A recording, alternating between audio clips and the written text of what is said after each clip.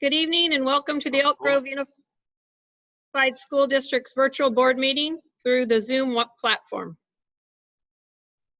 We thank you for joining us and ask for your patience in advance as we learn to navigate this new platform for conducting school board meetings. Legislative bodies, including school districts, are now permitted to hold board meetings telephonically or by other electronic means because on March 17th, 2020, the governor issued Executive Order N-2920, suspending certain provisions of the California Ralph M. Brown Act. In addition, consistent with the March 19th, 2020 statewide shelter-in-place order issued by the governor, Executive Order N-3320, the Sacramento County Shelter-at-Home orders issued on March 19th, 2020 and April 7th, 2020, and the Center for Disease Control's social distancing guidelines, which discourage public gatherings. This board meeting is being conducted via the Zoom webinar platform. The board met in closed session and no action was taken.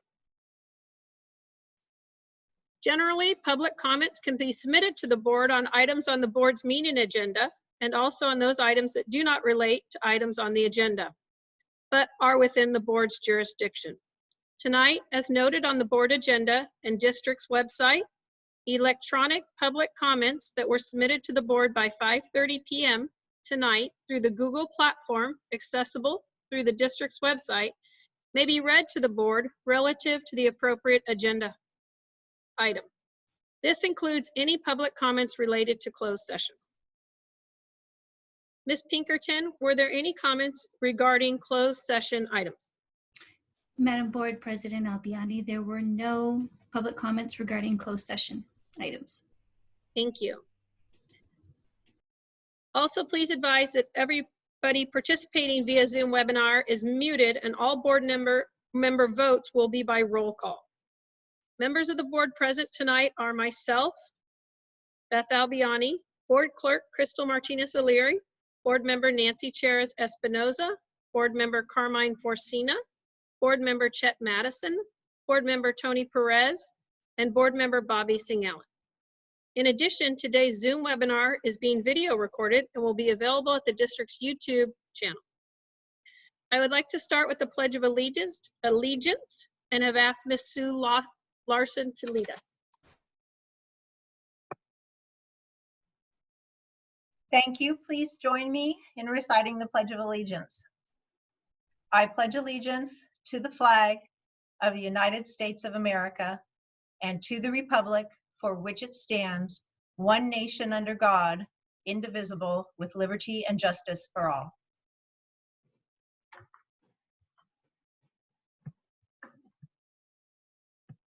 Thank you. We'll start with our resolutions. Resolution number 1, Classified School Employees Week. And please ask Ms. Pinkerton to read any public comments regarding Classified School Employees Week. Yes, Board President Albiani, there was one public comment regarding Classified Employee Week. This came in from Ms. Jennifer Ballerini. As president of ASME Local 258, representing classified staff of the Elk Grove Unified School District, I would like to thank you for recognizing the work that the classified employees do. As essential workers during this pandemic, I think we all realize that their contribution to the district and the community is truly essential. We appreciate the leadership that the school board, superintendent, and executive cabinet have shown during this trying time. I am proud to say that we truly work as a team and to make sure the district is continuing to be an integral part of this community. I am proud, I have faith that we will make it through this and come out of this having grown in compassion and flexibility. Thank you again for this opportunity. Thank you. I would like to call on Mr. Riley.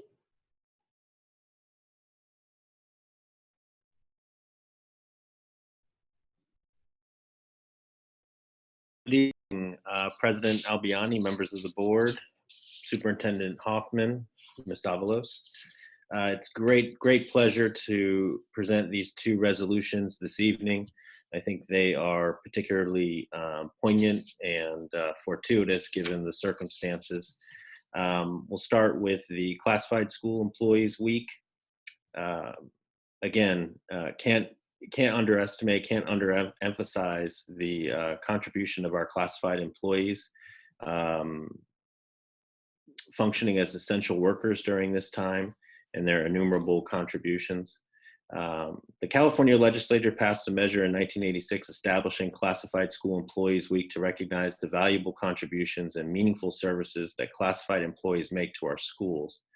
In honor of this event, the Elk Grove Unified School District Board of Education is asked to approve the attached resolution. Thank you. I'd like to call for a motion to adopt Resolution 74, which establishes Classified School Employees Week for the Elk Grove Unified School District from May 17th through May 23rd, 2020. So moved. Second. Thank you. It has been moved and seconded. We'll do a roll call vote. Mr. Forchina.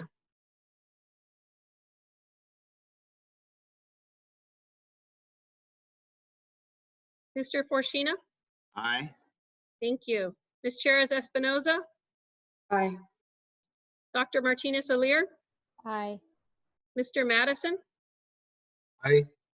Mr. Perez? Aye. Ms. Singh Allen? Aye. And I am an aye as well. Unanimously passes. Thank you very much to our classified school employees. Our next resolution is a recognition of the Day of the Teacher. Ms. Pinkerton, are there any public comments in reference to the Day of the Teacher? Madam Board President Albiani, there are no comments regarding recognition of the Day of the Teacher. Thank you. Mr. Riley? Good evening once again. It's a great honor and privilege to recognize the teachers out there serving the Elk Grove Unified School District. Again, particularly because of these times and circumstances, the fact that they have adapted to new learning environments and modalities is nothing short of miraculous and impressive. The transition to distance learning certainly comes with challenges, but I think we'll hear later this evening how they have overcome those challenges and continue to improve those modalities in serving our children. Thousands of communities will take time out on Wednesday, May 13th, 2020 to honor their local educators and to acknowledge the contributions they make to our lives. While it certainly takes many people to make a school succeed, National Teacher Day focuses on the teachers who work to make public schools great places for students to succeed in life. The Elk Grove Unified School District Board of Education is asked to approve the attached resolution. Thank you, Mr. Riley. I'd like to call for a motion to adopt Resolution 75, recognizing May 13th, 2020 as the Day of the Teacher in the Elk Grove Unified School District. So moved. Second it. It has been moved and seconded. I'm going to call a roll call vote. Ms. Singh Allen? Aye. Mr. Perez? Aye. Dr. Martinez Alir? Aye. Ms. Cheras Espinoza? Aye. Mr. Forcina? Aye. And I will add to that to make the vote unanimous. Thank you very much to our teachers. Our next item is request for return from student expulsions. Ms. Pinkerton, is there any public comment regarding requests for return? Madam Board President Albiani, there are no public comments regarding requests to return from student expulsion. Thank you. I'd like to call for a motion to approve the return from student expulsion. So move. Second it. It has been moved and seconded. We'll take a roll call vote. Mr. Forcina? Aye. Ms. Cheras Espinoza? Aye. Dr. Martinez Alir? Aye. Mr. Madison? Aye. Mr. Perez? Yes. Ms. Singh Allen? Aye. And unanimous. Thank you again. Next, we'll move on to public comment. Public comments that were submitted through the district's Google Public Comments form by 5:30 tonight will be read. Ms. Pinkerton, do we have public comment? Yes, there is one public comment. This, and this is not addressing an issue that is on the agenda. This Public comment is submitted by Melinda Guzman. I am a trustee emeritus of the California State University System, the California Community Colleges System, and former commissioner of the California Post-Secondary Education Commission. I am also an attorney in Sacramento. Today, I speak and write as an aunt of the 3rd grade student in your district. First, I commend all teachers and this district for managing education in these unprecedented times. Distance learning and serving the needs of all students and parents is extremely difficult during this COVID period. I also write to express my concern that teachers apparently have been given the option of engaging their students via voice or video teaching. While many teachers upload a voice message with instruction on classes or engage in Zoom class settings, my nephew, who is in 3rd grade, received an email before distance learning started. And other than that, there have been no phone calls or attempts to connect with students and families. Currently, they get 1 email per week with the homework agenda. My concern is that children at all levels, but especially in kindergarten through 3rd grade, need personal connection with their teachers. He is left to address questions to his parents and family, and most families are admittedly left feeling abandoned. The children already suffer emotional loss from not attending school, and this void in not being able to hear a teacher's voice or to see them via a Zoom call is simply unacceptable and constitutes abandonment. We are fortunate that he is a bright child and has a good support system at home, but many other children may not have that support, and so there is a question of equity regarding the inability for students and parents to receive instruction via voice or video technology. And while parents may email their teachers for help, it is simply unacceptable for students to be denied instruction via voice or video technology. An email once a week is insufficient, and it also makes me wonder what the district is doing to support special education students. I challenge this board to change this practice immediately and before any further need arises from distance learning. All teachers should be required to upload a voice instruction and or to engage in a Zoom type video class that allows for enhanced learning and emotional support during this difficult time. Please fix this now. Your students deserve better. Thank you, board. Thank you. I'm going to ask the appropriate district staff to follow up with Ms. Guzman. We'll move to the consent agenda. Ms. Pinkerton, are there any public comments regarding the consent agenda? Madam Board President Albiani, there are no public comments regarding the consent agenda. I would like to call for a motion to approve items 1 through 13 on the consent agenda. I think Tony's trying to get your attention. Tony, Mr. Perez. You can hold down your space bar.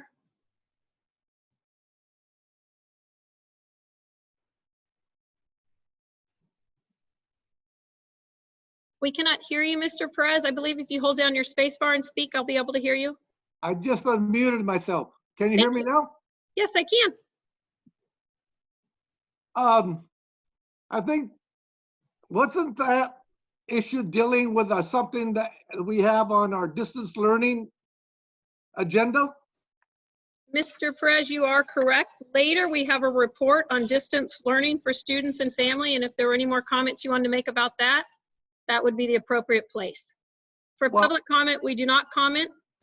Yeah, yes, I understand that, but I think the time to read that particular public comment was during the distance learning. It must not have been submitted tied to that, so it has been read and it is on our record, and I believe it was very thoughtful and it will not leave the minds of the board. So what was the title of that issue? That was submitted to public comment to be read during public comment, Mr. Perez. I think that is one of the challenges of this format, is that possibly if the person was here, we would be able to check with them, but that's not possible at this time. and I believe we will continue to get better at this. You've made a very valid point. So, this form that we filled out, does it have a space where you want to reply or to do public comment for the part of the agenda? I will be honest, I have not seen it. Mr. Hoffman, can you speak to that question? Yes, it does identify whether the person wants to make a general public comment or if they're doing something related specifically to something on the agenda. Okay. Mr. Perez, are you ready? Are we ready to move on?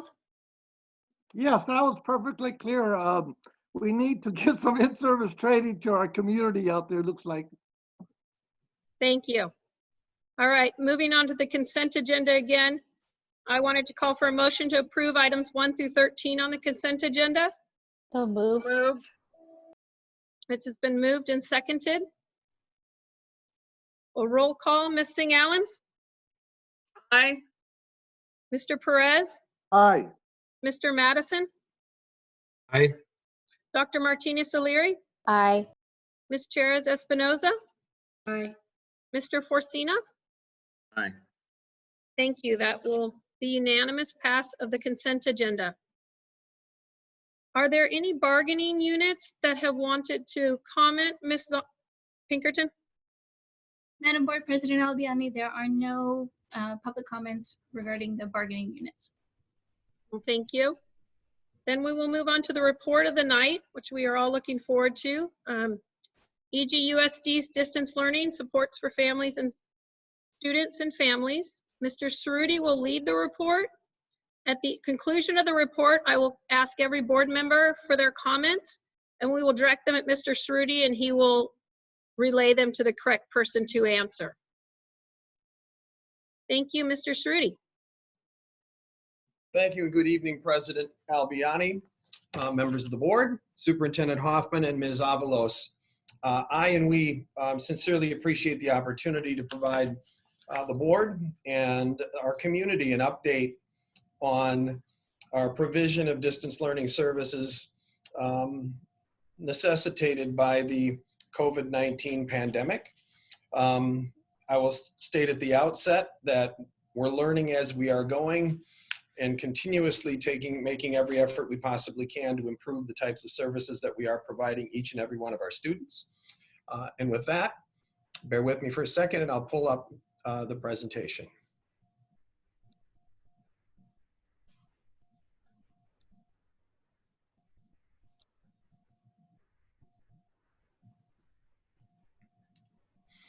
And so the way that we've approached this is we've gone through, actually it says 6 phases of distance learning. The first is the understanding of the health problem.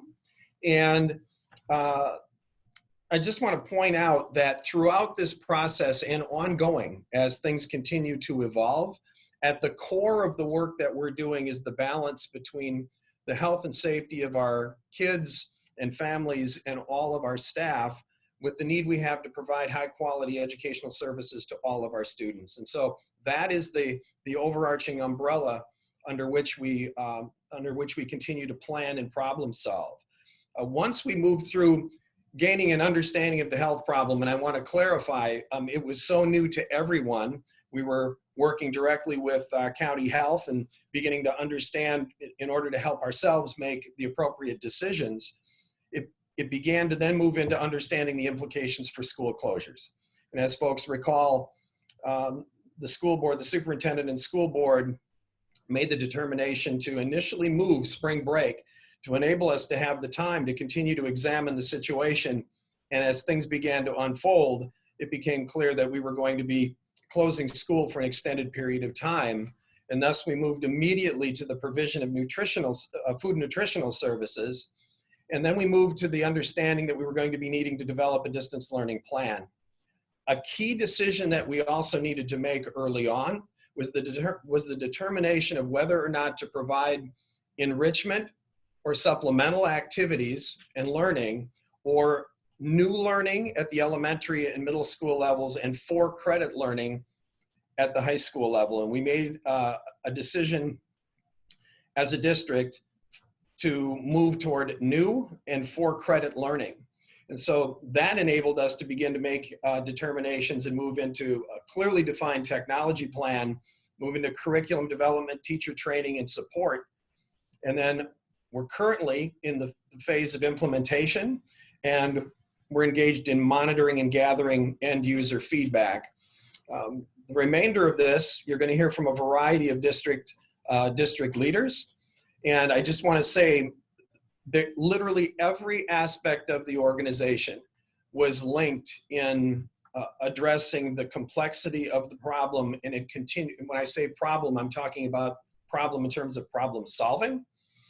And also, it was the school, you as a school board, the entire district, the entire community, business partners working together, and continue to do that as we're analyzing the ongoing changes and modifications of the circumstance that ultimately guide the decisions we make for the provision of educational services. And with that, we're going to begin with our Director of Food Nutritional Services, Michelle Drake. Good evening. So food services, we made national attention pretty fast. So the top of my slide, even though it's not quoted, is a quote from a national media, being the first school district nationwide, basically, to close down and have to meet the needs of our children and our communities. We quickly made headlines. I can't tell you the first 2 days how many people contacted me from all over the nation to find out exactly what we were doing as a district and how we were spearheading to ensure that our children were receiving meals. On average, we currently serve about 10,000 students a day, or that equates to 21,000 meals. That average has actually increased even since I've done this slide. The last 7 days, we have not been under 11,500 students a day. So the community continues to come out and receive meals at our 39 sites. As you know, the number of sites has increased as we have grown this program as well, and as the need has arisen. We started out with one bus route to address a community that resides in apartment housing in one of our highest need schools. And it was so successful that we decided that we needed to increase to a few additional high need apartment communities. And so we are now at 4 bus routes. On those bus routes, we're serving about 650 students a day just in those communities. We did have a 5th bus route that went out to the McGarvey Consumnes River community, but it was so well received that we could not fit the number of meals on the bus. So we had to turn McGarvey into a site and Crest into a site. And right now we do approximately 525, we serve 525 students a day at McGarvey. So it is a need, even in some of our highest paid communities, there is a need for the service. We've also provided partnerships with Migrant Ed, with the Sacramento YMCA, and with our CDI partners to ensure that we have meals available for students in those communities. With the Migrant Ed program, we actually are delivering meals in the Franklin Elementary community where those children cannot get out to sites. So we have someone in Migrant Ed who is picking up and delivering meals to those children because they fall under the migrant program. Our central kitchen staff here at Gerber are preparing about 28,000 meals a day in order to keep us ahead enough to be able to deliver. As you'll recall, this is a completely different system for us. We're pre-packaging all of those meals and having to deliver them out to sites. So all 7 of our trucks are out on the road every day to get those meals out. As we have grown this program, we've gotten much better about eliminating touch points and making it safe for our staff and our community members. And the one thing I hear quite frequently from families is that this creates a sense of normalcy for them. This gives them a moment in their day to get out and to get a break. So we find a lot of families coming to the sites just for that normalcy. The next slide addresses the impact of COVID on food and nutrition services. As you can see, from March 2019, we have seen a dip in our meal counts, obviously. March was a little bit different in that the first week of March was normal service. The numbers incorporated for our first week are on free, reduced, and paid eligibility because it was normal service. Starting the 10th of March, we went to what is called the summer seamless option. And what that means is that every meal we serve, we receive free reimbursement for. The first week that we did this, the March 10th through those 4 days, the numbers were relatively low, but each week they continued to pick up. So we do know that the meal count has increased over the month of April, but we're still collecting all of that and bringing it in. So for the month of March, we are expecting that we will be down about 1.1 million in total reimbursement, because especially the 3 weeks when we were first starting up the program. Moving forward, what our budgetary concerns are, obviously meal counts, our breakfasts.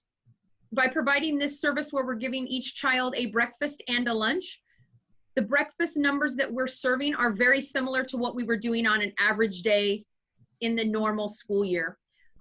However, lunch is well down compared to what we were doing in a regular school year. So we do foresee that the number of lunches down will be a budgetary problem moving forward, as well as summer school. During the months of June and July, we bring in about $1 million in revenue in that month in regards to summer programs and summer school. With not having those in the classrooms, we will be, and not having our summer program in the parks, we will be looking to how we can continue to support the community by offering summer sites so that we can continue to bring in that revenue, because we will continue to have costs associated with the labor that we have contracted through the end of June. We have focused very closely on mitigating food loss, trying to bring food in from the school sites and use as much as we could in the beginning that was perishable, and we continue to use foodstuffs and items that we have at the sites so that they don't go bad while they're just sitting there not in use. And so that's all I have at this point. I'll pass it on to the next.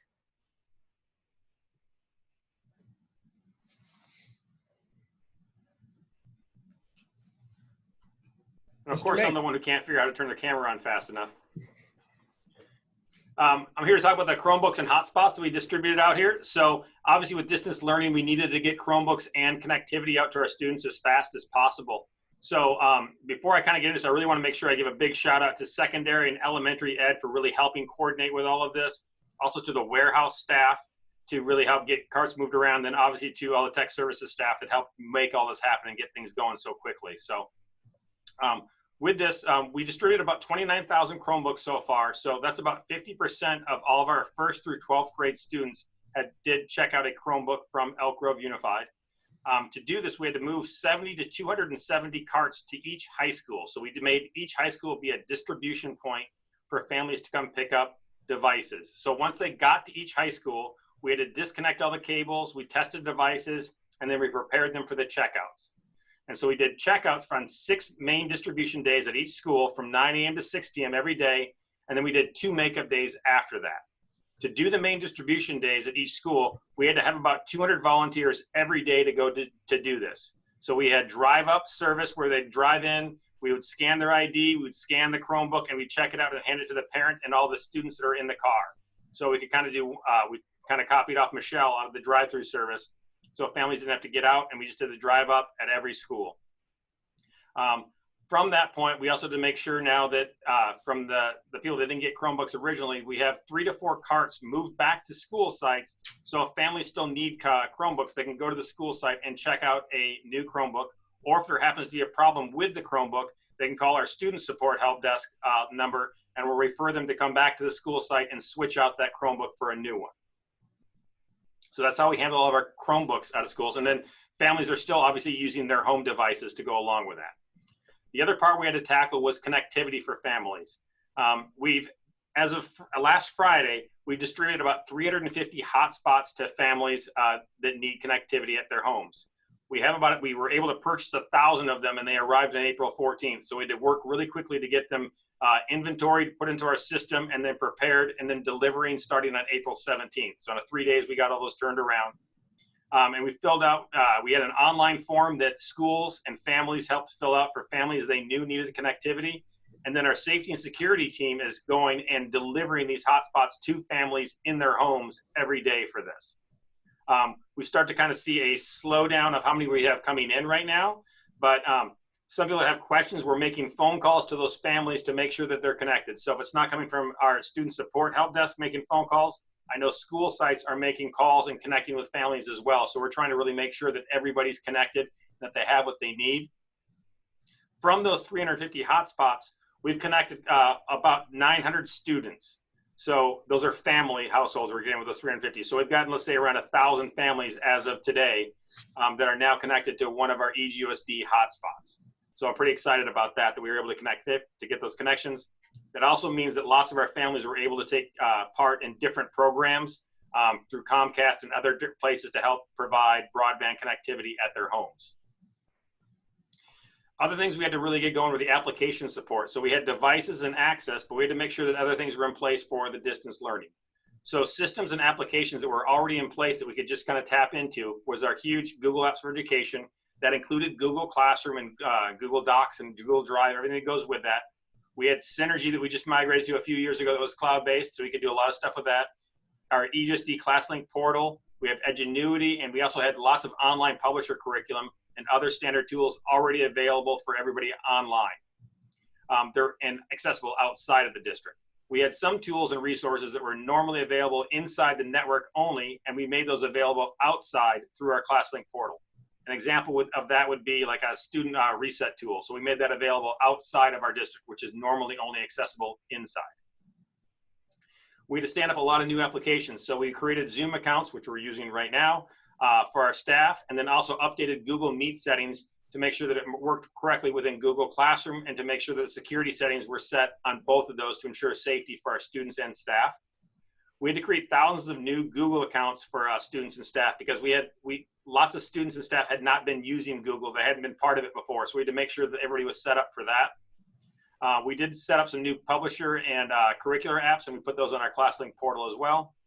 Another part that was kind of in the background is we set up a device inventory system for assigning and tracking all these Chromebooks and hotspots. We didn't have a system in place to track all the stuff we're handing out. So we had to get that software in and configured so it was as easy to use as just scanning things in.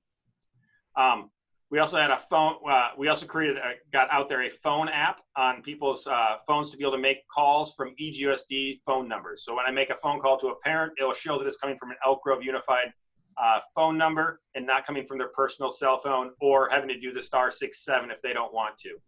We just rolled that out actually on Friday, and we have about 500 people that have already signed up and have access to use that app on their phone to make phone calls from the Elk Grove phone number. Other things we had to do within Synergy is we had to update the attendance procedures and reporting, obviously, for our new systems here. We had to update Synergy with our new calendar and grading period and made GradeBix available for our teachers with the new time periods in there. And then we also had to close out our third quarter grading periods a little bit differently than we had in the past. And then we mailed home the report cards. So that's what I've got for my part. Great. This is Jennifer Avey representing Curriculum and Professional Learning. We started off distance learning by creating a guidance document that's a comprehensive document that connects basically anything a teacher would need to know related to distance learning. It has ideas about lesson planning, etiquette when you're online, suggested schedules. It's also a document that involved every other department in the district office, so everybody has a hand in it. Once we had the document going, we looked at what professional learning we needed to do. So at this point, we've offered training on 15 different platforms with over 50 opportunities for educators to sign up for. As of today, we've trained actually over 4,000 participants. The top platforms of use seem to be Google Classroom. Coming in second is Zoom, and then just a variety of the platforms on Google Suite are popular as well. Once we had those two things accomplished, we realized we needed a website where we could contain all the information. So we have a distance learning website that you can see on there, has tutorials, professional development offerings, and frequently asked questions. From our distance learning website, we went to communication. I send out every Friday a weekly communication that highlights everything that's coming up the following week. We look at PD and PL offerings that are new. We try to focus on the bright spots, finding what's working really well in the district and highlighting that, and then also highlighting all the ongoing support that's offered here at the district level. One of the things we've tried to do with our ongoing support is really listen to the feedback from students, teachers, and administrators each week, and we kind of adjust accordingly. We've really utilized our coaches and our program specialists with trainings, providing office hours, and just a variety of collaborations that are unique to them. And then last but certainly not least, we've partnered with our tech support team, and in CPL, we're also providing a lot of support to the platform usage. So that has been a really nice partnership. And then last but certainly not least, I'd like to thank McGraw-Hill, STEMscope, and Pearson for allowing us to access our digital curriculum early. That's all I have.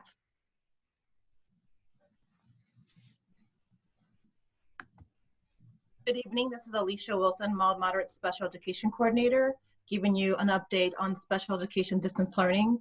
When special ed first started looking at how to provide special ed services for students on IEPs during distance learning, we were looking through the lens of equity, access, and innovation. And through the leadership of our department and collaboration with several departments within the district, which was amazing, especially CPL, shout out CPL and technology, we're able to comply with legal mandates to provide special ed services to the greatest possible with a focus on equity, access, and innovation for diverse learners. And not just diverse learners as far as learning disabilities, but also English learners. We provided all special ed students with individualized supports through district-approved distance learning platforms. So all of our students were given individualized supports, not just random overall general supports, but what they needed based on their IEPs and the goals and objectives set up by the IEP team and consented by the parents and families. We had our students and staff communicate and connecting regularly with parents to make sure they're getting personalized assistance to enable progress toward IEP goals and to support the social and emotional needs of the student and families. Our staff was connecting with them on a daily, sometimes weekly, daily for those who needed it, working with our support staff members and student support and health services. Thank you so much for that collaboration. It's really working well to enable all students to get that support as well as their families. We use a variety of learning modalities to ensure each student had access to distance learning materials. Some students did not respond to the online learning. Some students weren't able to access it, even with the Chromebooks that were given out by technology, which was wonderful. Some families still weren't able to do that. So we offered packets. We offered videos that were already posted to Google Classroom. We also offered resources, executive functioning, activities for enhanced learning at home, things to do when they were outside doing their physical activity, things to do when they went to the store for their weekly grocery shopping. We always kept in mind, what does the family need? What does the student need? And how can you make sure we have equal access through equity and innovation? Hi, everybody. I'm Melissa Stoneman. I'm the Moderate Severe Special Education Coordinator with a continued special education update. So we had some unique challenges in special education due to all the legal mandates, as Alicia mentioned, and it required us to have to look at some of our processes and develop new processes. How are we going to manage meeting our legal requirements in a distance learning format? So some of the challenges were around how do we hold IEP meetings in a distance learning or video conferencing setting. We had to deal with issues of confidentiality, issues around parent consent, obtaining parent consent for IEP and special education services. How do we help the needs of dually identified students who are special education and also English language learners? And we had to deal with challenges around special education assessments, which are normally done in face-to-face interactions with students, and that was no longer possible. And so we had to do some thinking around what that's going to look like in our new normal. All of these new processes required a lot of training for our administrators, our program specialists, our teachers, our paras, our related service providers. And so we spent a great deal of time providing targeted ongoing training and support for all of our special education teachers, related service providers.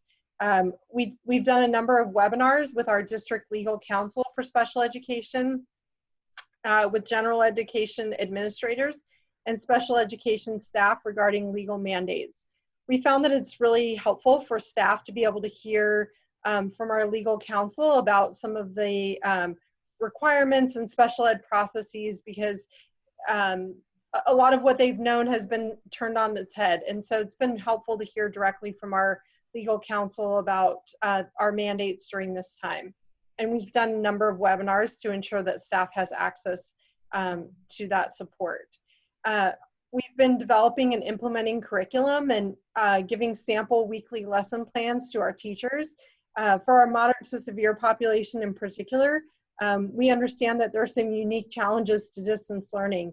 Oftentimes these aren't students that can just log into a computer and sit down and access materials that a teacher has posted on the classroom. And so we wanted to make sure that we were supporting teachers in providing resources for students and families that would, to the best of our ability, meet the needs and be educationally relevant for those students. We developed and implemented sample schedules for teachers so that they could have an idea of how to structure their day for students, and scripts for parent communication. Again, the legal mandates and things that were coming out required a level of detail in our communication that isn't always present. And it was, or it doesn't always have to be present to that level. And everything was new for our teachers. And so we really wanted to make sure that we were supporting them and making sure that they felt comfortable when they were communicating with parents about some of these issues. And then we've been providing video training specific to technology and evidence-based practices in some of our PALS self-contained classes, which are classrooms primarily for students with autism. And so those have been rolled out to teachers and para-educators as resources as well. And that's all we have for special ed. Hi everyone, Lucy Bollinger, Director of English Learner Services. First of all, I want to do a special shout out to all of our teachers across the district during Teacher Appreciation Week, who recognize that we all hold the privilege and responsibility to serve our English learners. From our instructional coaches, to our program specialists, to our EL coordinators, to our bilingual teaching associates. I'm just feeling very fortunate right now to be part of your team. So for instructional guidance, our EL instructional coaches, in collaboration with our program specialists and our teammates in the FACE office, created a TK through 12th grade designated ELD guidance document linked within the larger CPL document, which includes examples, demo videos, and much more. They are updating it based on the feedback and the needs across our district, and the CDE has reached out to us directly to share it with districts across the state. So we're very excited about that. And then our team has also continued to collaborate with the instructional coaches in CPL to support with integrated ELD.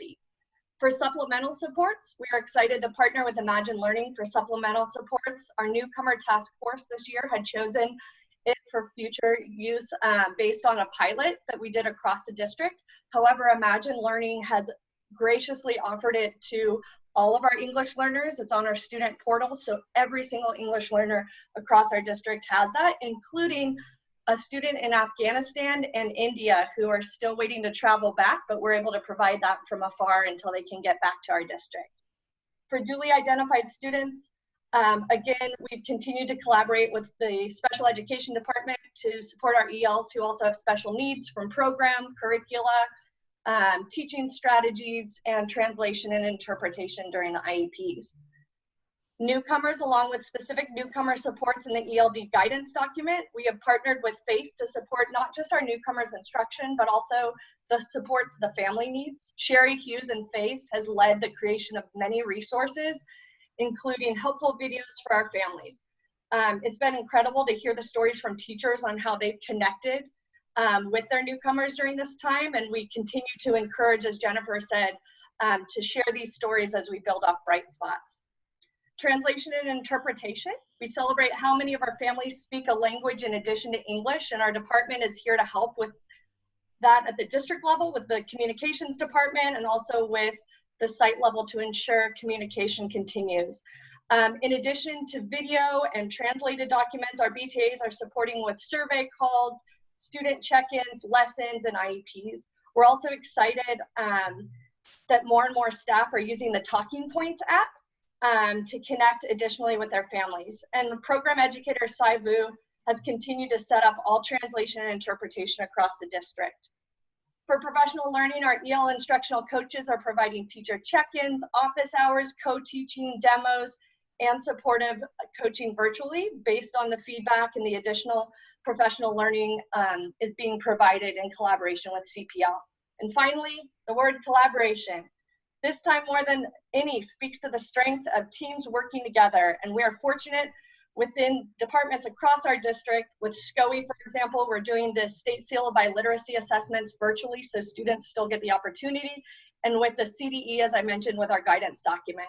And we continue to do whatever it takes to support the success of our English learners.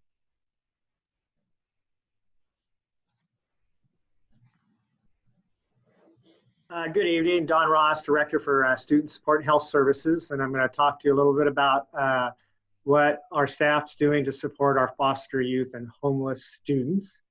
Our case managers are continuing to work with the students and families. They did early outreach calls to make sure our families knew about Chromebooks and the distribution of Chromebooks, and then followed up with that when the hotspots came out. So they're making sure the families are connected to those. They also assisted with the delivery of some of our hotspots and the Chromebooks to families who just couldn't make it to those pickups. Along with those calls, they made sure families knew about the meals programs, and then worked with the families, the social service agencies, if there were any barriers preventing the families from accessing the meal programs. Additionally, they also checked in with on the social, emotional needs of our families, and again, linked them to any social services and to Care Solace if needed. Around academic achievement, they're doing regular check-ins with the students and families, setting goals with distance learning with the families to make sure they stay connected and continue to be connected. And if there are any issues that come up, they work with the family to address those and get those remedied as soon as possible. And our foster youth is continuing to offer tutoring to students through distance learning. And then for our students who are transitioning, especially our seniors who are working with our independent living skills program, our foster youth and our homeless continue to work with those seniors around post-secondary planning, working with them on the paperwork around housing and financial aid, so that they're set to go when they end their school year. And then around professional development, we've continued to offer on our online version of trauma-informed training and offering the consultation around that to our EGUSD staff. This last week, we just offered 3 online trainings for our staff. Thank you.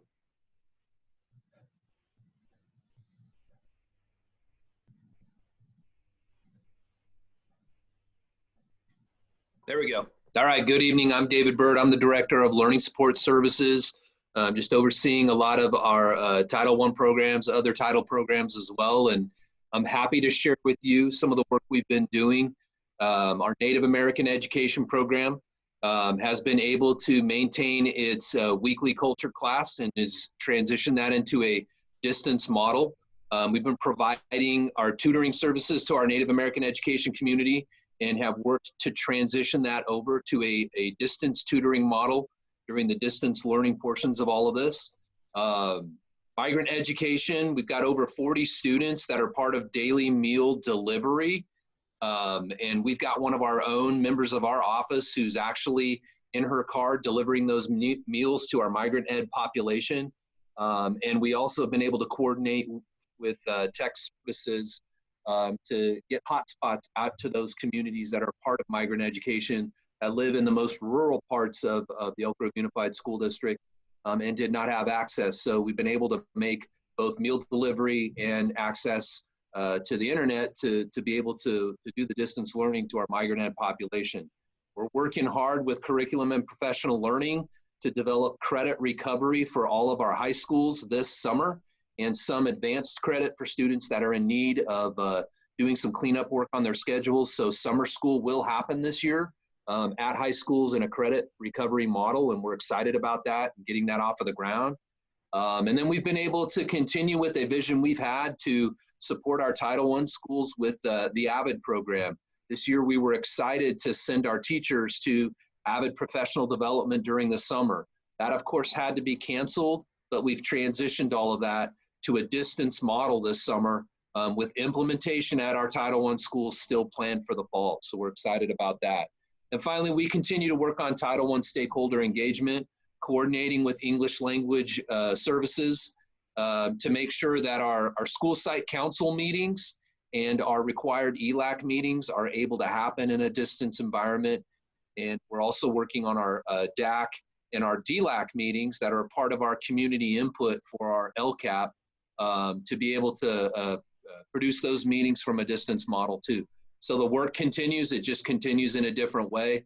And as has been said by my colleagues, shout out to all of them for collaboration. Everything on our list has involved some work with another department in ed services or at the district office level. And we appreciate everyone's collaboration and the leadership that we've had through all of this. Thank you.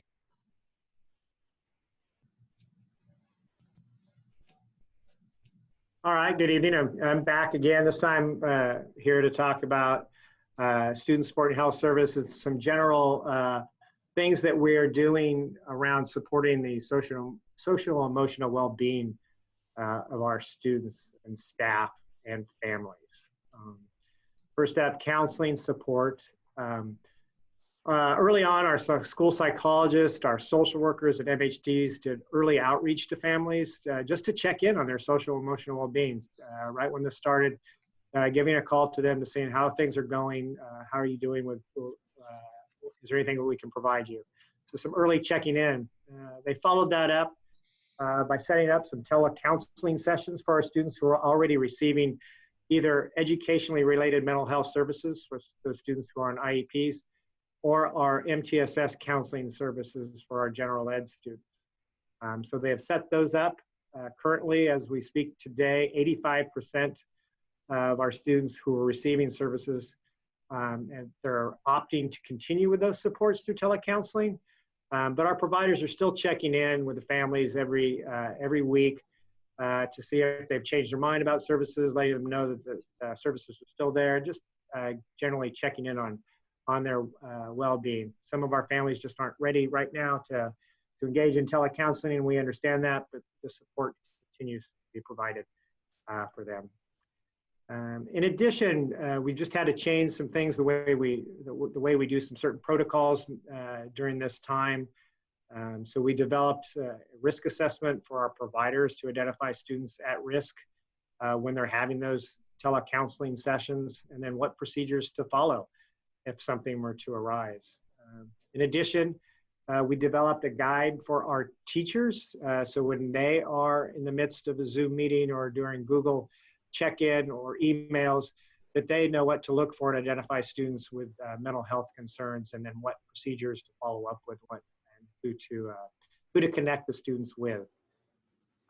We continue to support students academically, behavioral, and social emotional needs, and we've retooled our multi-tiered systems of support process for distance learning. So we're still holding those tier 2 meetings, working to identify students who might be struggling during this time, and then getting them the supports that they need.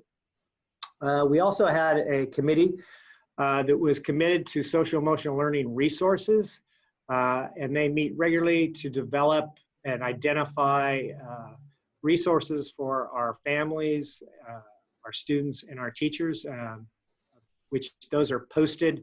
Those links, those resources, and those videos are posted in on the family wellness page of our district.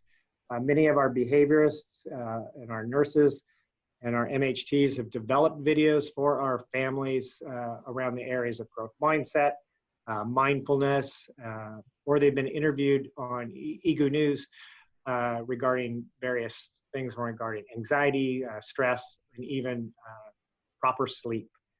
So a shout out to the committee for doing all that work. And then finally, attendance check-in. A committee worked on developing an attendance process.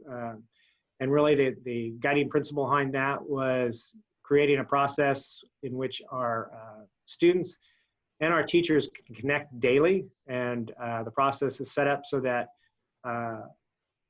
students just are asked a couple of questions, and one of those questions is, how are you doing today? And is there anything that we can help you with? Just to make sure that we're checking in with students on a regular basis and seeing how they're doing with this distance learning format. So great work by all folks supporting the social emotional needs of our students. Thank you.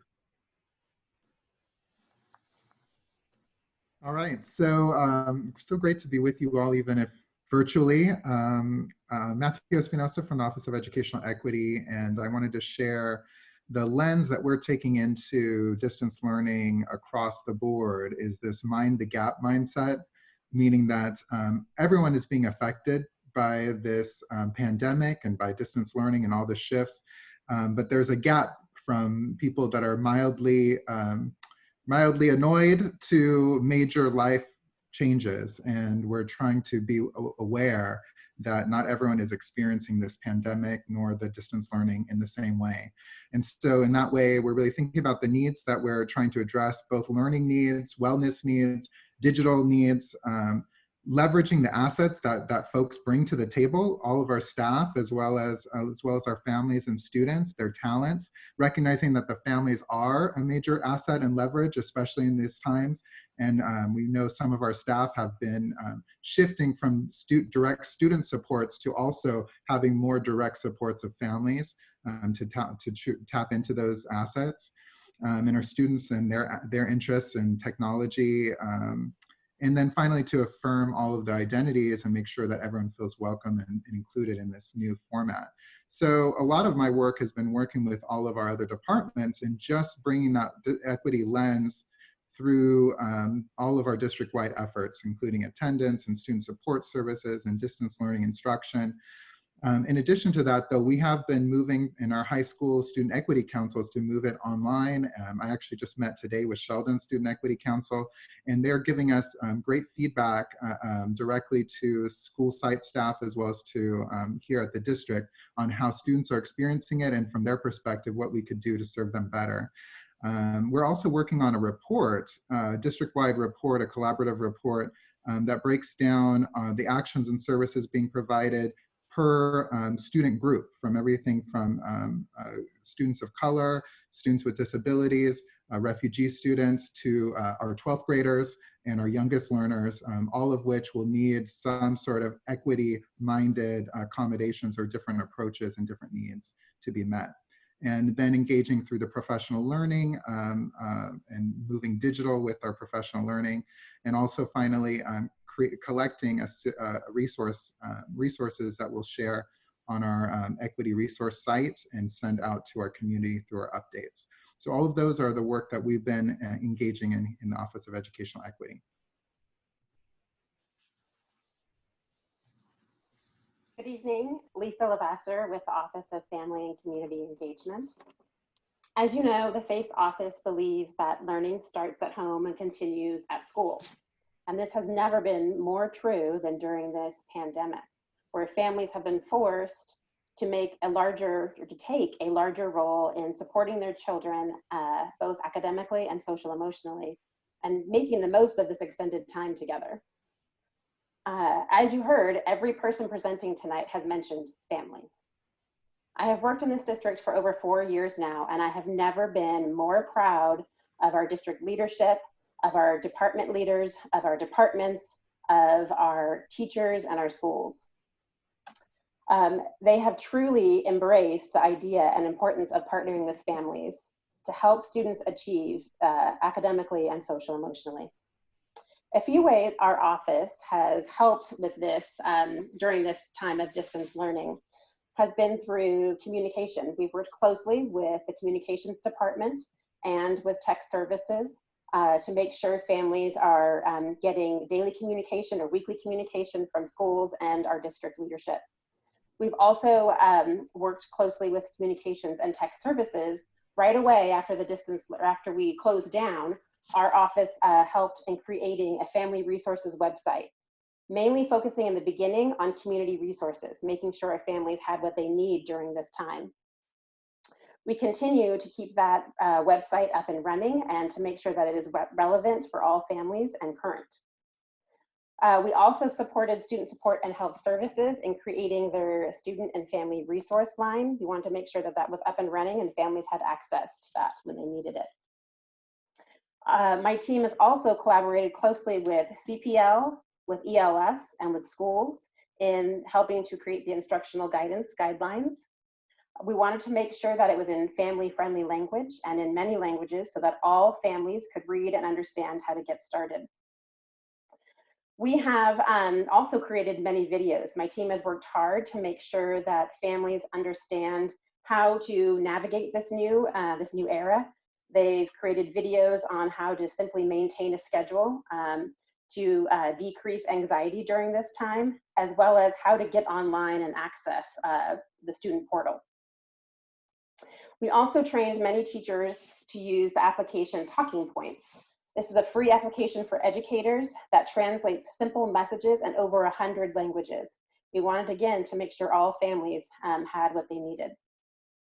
Finally, I wanted to focus on the support that we've given to all of our families, but in particular, our most vulnerable families. My team has been calling many families during this time, especially our newcomer, refugee, and undocumented families. They made sure in the beginning that they understood what they needed, understood what was going on. They connected them with many community resources to make sure that they were safe and well fed and taken care of during this time.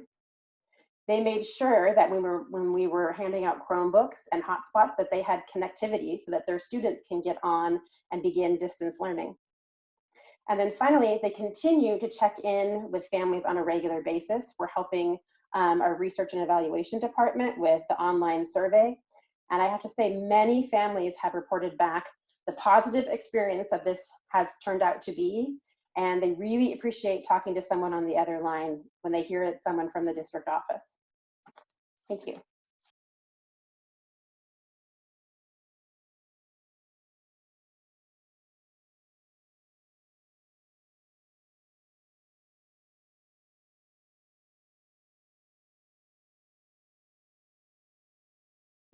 All right. Hi, Janet Anderson. I'm here to talk about the preschool distance learning, which sounds like an oxymoron when you think about preschoolers.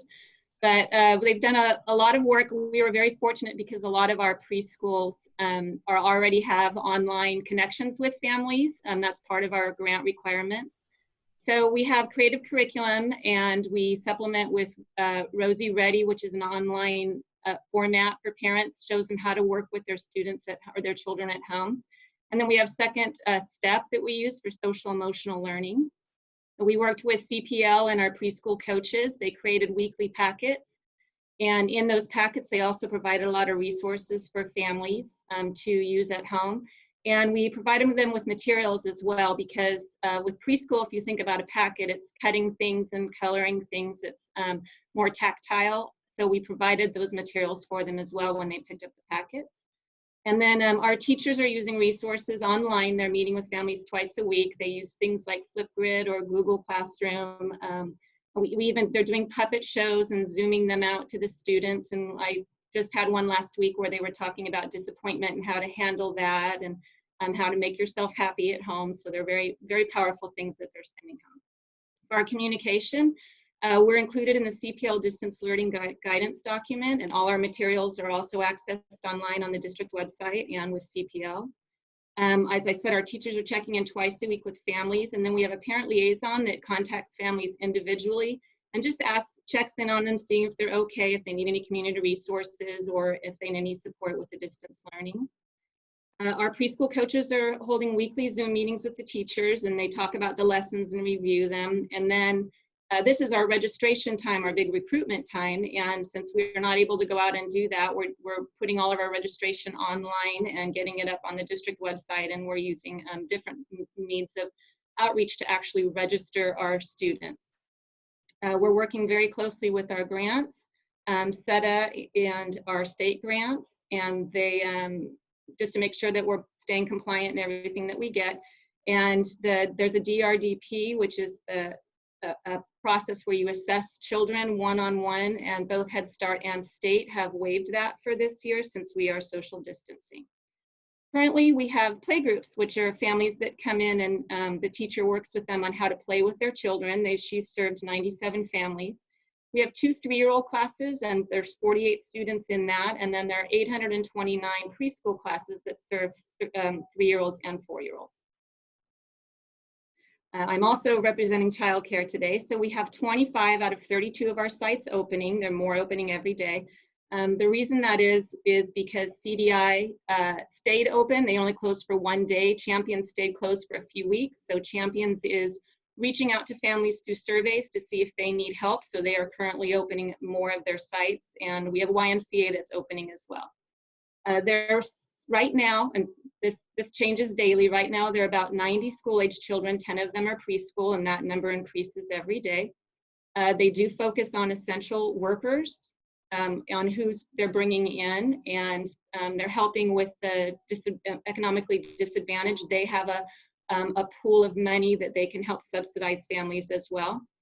They do CDC, they follow all the recommendations. They do the disinfecting practices every hour. They teach lessons on how to wash hands, how to social distance. They are focusing on the children's well-being for social and emotional support and trauma-informed care, and they're also supporting families with a lot of outsourced resources. They're getting a lot of support from the district. Food services from day one has been helping them with breakfast and lunch for all the students. And school sites, as needed, are helping them as they're running out of paper towels, toilet paper, those kinds of essentials. The daycare employees work with the students on distance learning as well. When they have them in care, they're able to support them with the distance learning. And they're also providing tutoring and tech support. And that's it for childcare. Good evening, everybody. While we continue to support all of our students, during this time, we also want to make sure we keep a keen eye on our seniors. With that in mind, the following are examples of ongoing activities to support our seniors at this time. Today, tomorrow, and Thursday, we've got students, staff, and honored guests going to the Sheldon Performing Arts Center to begin the development and production of our virtual graduation ceremonies. I'll talk more about those in a second. Over the past week and a half, 2 weeks, we've had at our high school sites drive-up cap and gown distribution.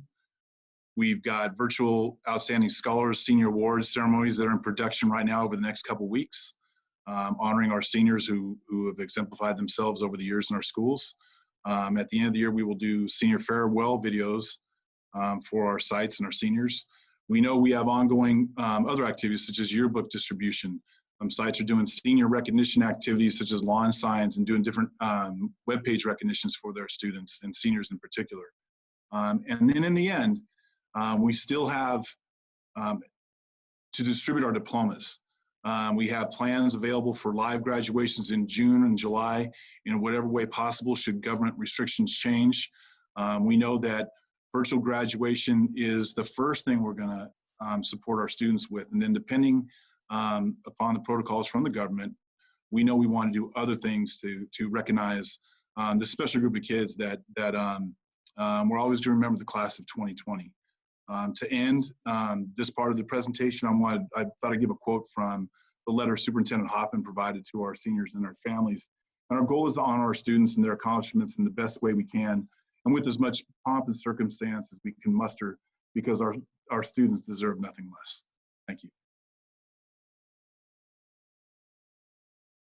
Hi, this is Christine Hikita, Director of Research and Evaluation. We will be gathering feedback, or we have started, getting feedback from students, parents, teachers, and counselors, and other direct service providers, as well as school administrators, primarily through online surveys. We do have the student and parent surveys translated into Spanish, Hmong, and Vietnamese. And for the parent survey, we have various Ed Services Department staff are currently making phone call contacts to families who may not be as tech connected or those on their caseloads. And they're administering the survey over the phone to make sure that we get everybody involved. We're making 2 survey efforts. The first one is to check on the sufficiency of access and devices and communication to see if everyone got what they needed to start distance learning when we did. So far, we have about 9,600 student responses, 4,300 parents, 1,500 teachers, and about 100 admin responses. We'll provide a full summary after we close the surveys this Friday, but preliminary results look good. Students have devices for distance learning, internet access, and they are attending. We have about 90% of students they indicate they have their own device, and we have about 10% of them saying that they're sharing with siblings. 95% of students have sufficient access to internet, with the other 5% saying they have partial access, and that's usually because of internet connection instability or its speed slow. About 9 out of 10 respondents of parents and students indicated that they were provided with sufficient information before distance learning started to be ready when it began. And then more than 9 out of 10 parents and students indicate they're able to communicate with their teachers when they need to. We did have an open-ended question to ask them what we can do to improve. And even though we only asked for ways to improve, sort of like a negative piece response, we received a lot of positive comments in that space. Among parents and staff, we found that positive comments outnumbered the suggestions or the negative comments 2 to 1. For the positive, they were impressed with the timeliness of the district's response. They're appreciative of the equipment, the training and support for family, students, and teachers. They're appreciative of the EGU news and the communications. And parents expressed a lot of appreciation for all the teachers' efforts and all the personal connections they made. About half of the students' comments were not suggestions for improvement. They were positive. Students were indicating that things were running smoothly and teachers are doing a great job. Some of the emerging themes regarding what we can do to improve were about a heavy homework workload. Parents found it challenging to both work and to also teach or help their kids at home. It's especially challenging for parents that have multiple kids to manage all of those assignments. Some students were finding it challenging if they had to work themselves to help support their family or if they had to take care of their siblings. Another one of the emerging themes was a request to have a uniform distance learning interface and a uniform communication system, so make it easier for parents and students to navigate. There were many suggestions for more real-time interaction between students and parents, requests to streamline the attendance taking procedures or making it more flexible. And then parents and students were also asking for flexibility and deadlines and grades given this situation. For the second effort, we're going to capture information on distance learning practices and perceptions. We're going to capture information about content, whether new versus review of content, what's happening, different modes of instruction, synchronous versus asynchronous, the extent to which there was verbal or written feedback provided to students. And then to get input on distance learning training guidance, whether it was used, and what other guidance or training is needed. We'll also ask about respondents' overall experience with distance learning over the 6-week period.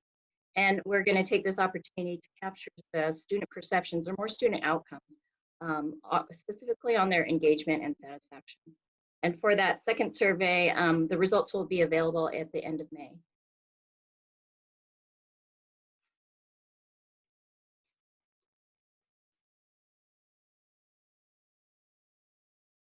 So I want to thank everybody for the work that they've been doing in the presentation this evening. And I want to share with the board that when we kicked this off, the first thing that we were talking about is what we're doing, and we're already looking to the future. We are very shortly going to be bringing groups of our district's leaders at the teacher level, site administration level, district level, to begin planning and looking at what things will look like as we move into July and then through the first semester. And of course, the challenge we have is the uncertainty of what the health condition will be. So I'll go back again and say that our overarching lens on all of this, the umbrella over all of the work that we're doing, is the balance between the health and safety of our kids and our families and our staff with the need for the provision of high quality educational services for all of our students. And so we will continue, as you just heard, to both implement but also to evaluate and gather stakeholder feedback in terms of the distance learning services that we're doing. And we've already begun to look at if things changed and we were returning back to traditional school, what our capabilities would be like there. But it's between those two that we're starting to look at.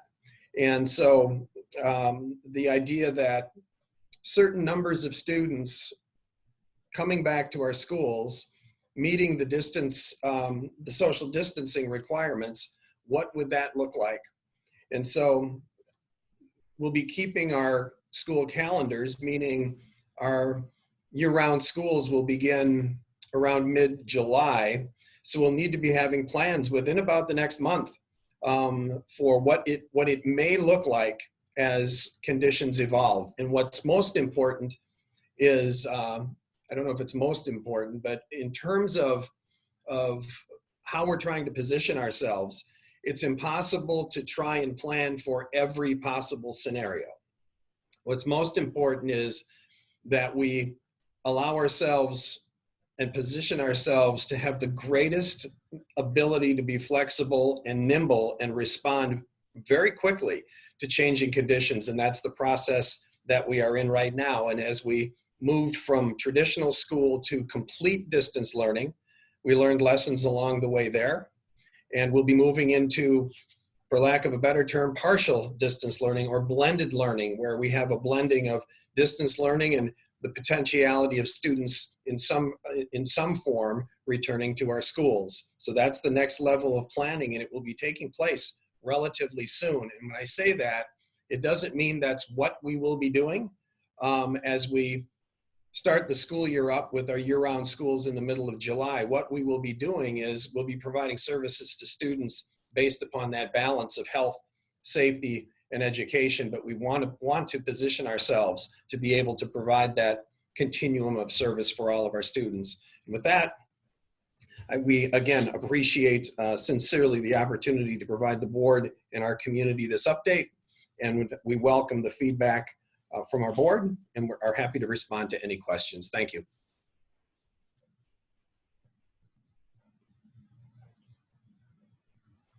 Thank you very much, Mr. Cerruti. We'll start with any questions or comments from the board. Mr. Forcina?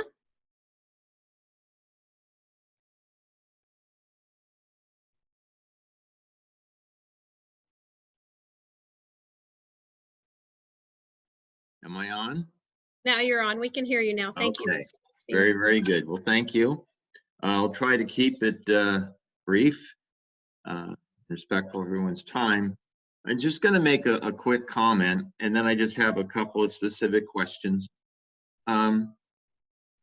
First of all, I firmly believe that across the spectrum of staff that we have been responsive with respect to meeting the needs of children and family and staff, the community. At a time like this, it's easy to criticize and find fault. For me, the question I have asked many is, are you doing the best job you can? And when people respond with yes, then I guess my feeling is to kind of stuff your feelings. Things could always be done in different ways. Nobody knows the right way. People do think they know the wrong way when you're the one doing the wrong. But overall, I have been really, really pleased with the way in which this district has come to terms with the challenges. First question, is actually a comment, I suppose. I was going to put it in the form of a question, but it goes to Michelle, and specifically for Michelle. At this point in time, given all of the challenges you have had to face, are there things that you could be doing differently that you and or your staff have identified that would make a difference in terms of your service? I know that people have been going the extra mile in terms of both the preparation and the delivery, but I was just wondering if you had something, because I would never presume to know more than Michelle Drake and her staff. So I asked the question.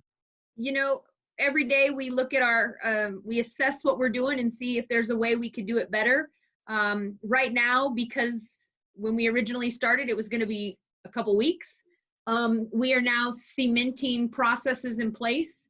We're auditing the programs. We're ensuring that our staff are doing what they're supposed to do, because it is still a federal program and we are still required to have to maintain the integrity of the program. So right now we're just really creating the systems to make sure that the integrity of our program is still running appropriately. And so until we go back in the schools, I think the drive-through model, the way that we have it set up, where we have very limited touch points, seems to be working very well. We've got it so that we validate so the student does not have to be with the parent. So we've worked out a lot of those systems. Our next step is how our discussions right now is how we move into a classroom setting when we start back to school and have to maintain those distance learning. So that's where we're working right now, as to how that's going to look when we go back onto school campuses. Thank you, Michelle. Next one is, by way of a comment again, as opposed to a question. It's Steve Mate's group. You know, it goes without saying that staff throughout the district have really stepped up to meet the challenges. But I shared with Steve today that I've certainly been told that his staff was stellar in the whole preparation and distribution process, and that they were there along with other, staff, especially staff from school, from before the regular hours of opening or provision of service until late in the day, and they were there, and certainly without complaint, and certainly along with everyone else need to have that special recognition. First questions come, Melissa Stoneman, and I have a couple.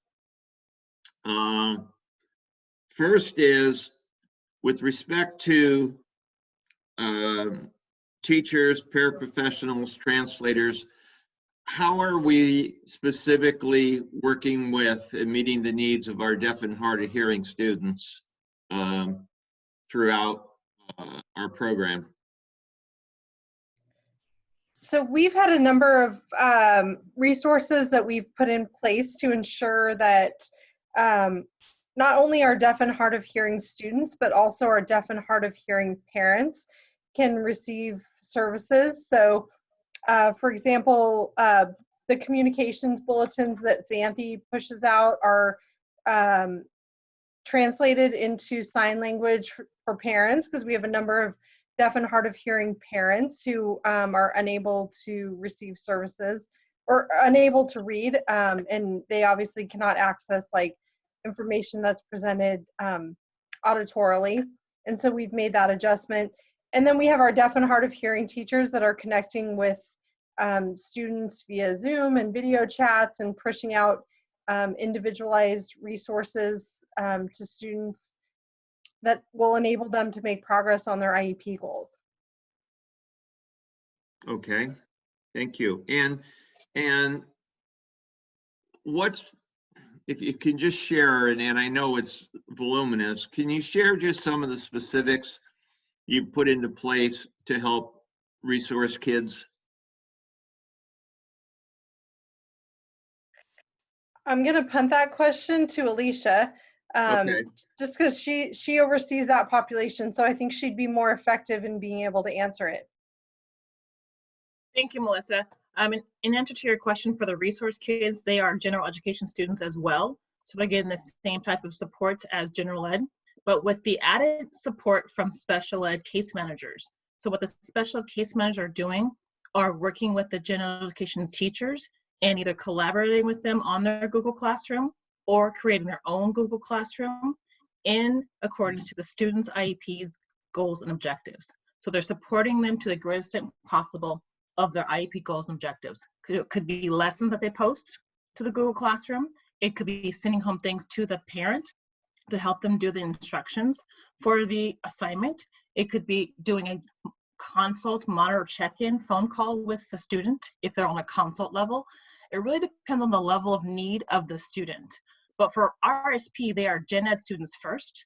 So it really aligns with the general education population and what they're getting with their general education teachers, and they're getting supplemental support from the special education teachers. So it varies based on the need.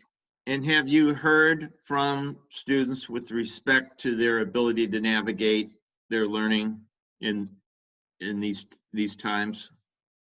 Yes, they're very able. Most of them are on computers or video games or some sort of social media technology already. Many of them are able to navigate the systems and teach their parents how to do it. They're able to do it even before the teachers were able to get on. A lot of them are actually helping the teachers on how to do it. It was actually a great sight to see and hear that the students are able to explain how to get on and check their assignments, log in for their attendance, give their answers back, and post their assignments back in time for the teachers when they were requested for the timelines. Okay, thank you. And then just the last question tied to this, and you can handle it, Mark. It's one of my favorite topics. What sorts of things beyond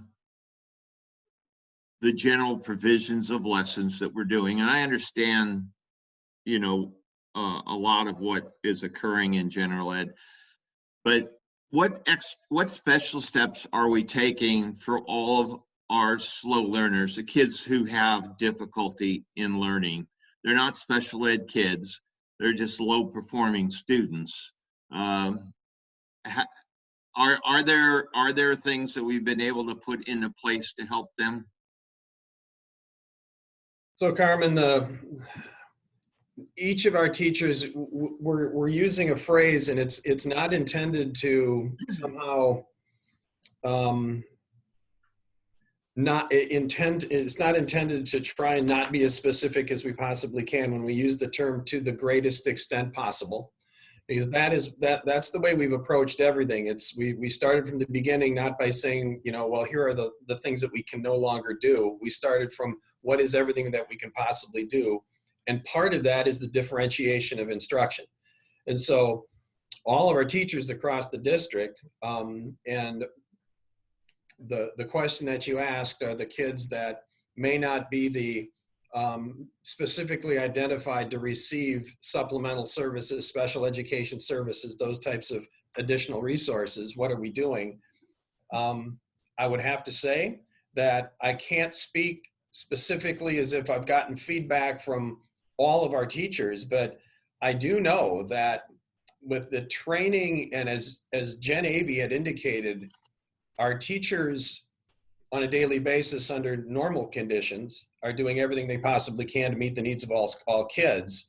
And the level of interest they have had in the ongoing training with the electronic platforms, the digging deeper into the online resources and curriculum that's available to them, and then ultimately continuing to try and meet the needs of all of those kids. And I apologize if my answer isn't as concrete as giving specific answers, but what I can tell you is that has been the focus.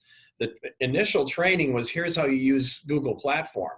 But soon after that, And now how do you use it with respect to what do we consider high quality distance learning instruction, and how do you best meet the needs of all students? We have had, just as an example, it was a volunteer group that began working with a few of our district administrators. And what emerged out of that is a group that, and we're seeing that group continue to expand and continue to work, that really is digging deep into what it means to be a highly effective distance learning teacher. And so I would just say each one of our teachers on an individual basis is continuing to try and improve every single day. All right, and then real quick, and stay with me, Mark. It was good certainly to hear Christine share what the district is doing with respect to surveys in terms of trying to get data so that we have an understanding of how we've met the needs of people and what we could do differently in the future were that to be the case again. But when it comes to ensuring high quality instruction to the extent that we can do that in this environment, what metrics are going to be put in place to assess student learning? Well, that's a great question, and actually we've been having conversations around that. So the first thing that we're going to do is, as Christine had indicated, that second survey that's going to go out is going to begin to attempt to get qualitative feedback. And we're going to need to, this is going to be a continued need.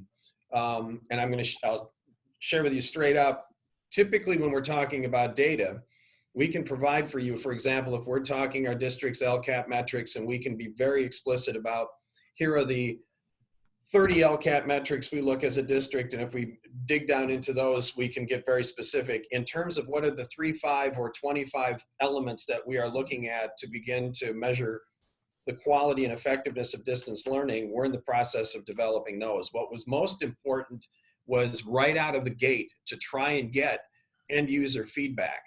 And so the thing that one thing, a very positive that I would share is research and evaluation, and then the folks that worked cabinet, and then other folks who worked on the development of the surveys got at it immediately, but the response rates are pretty high. So case in point, when we're working, for example, to get feedback from our parents with the LCAP, and we've seen significant increases in the numbers.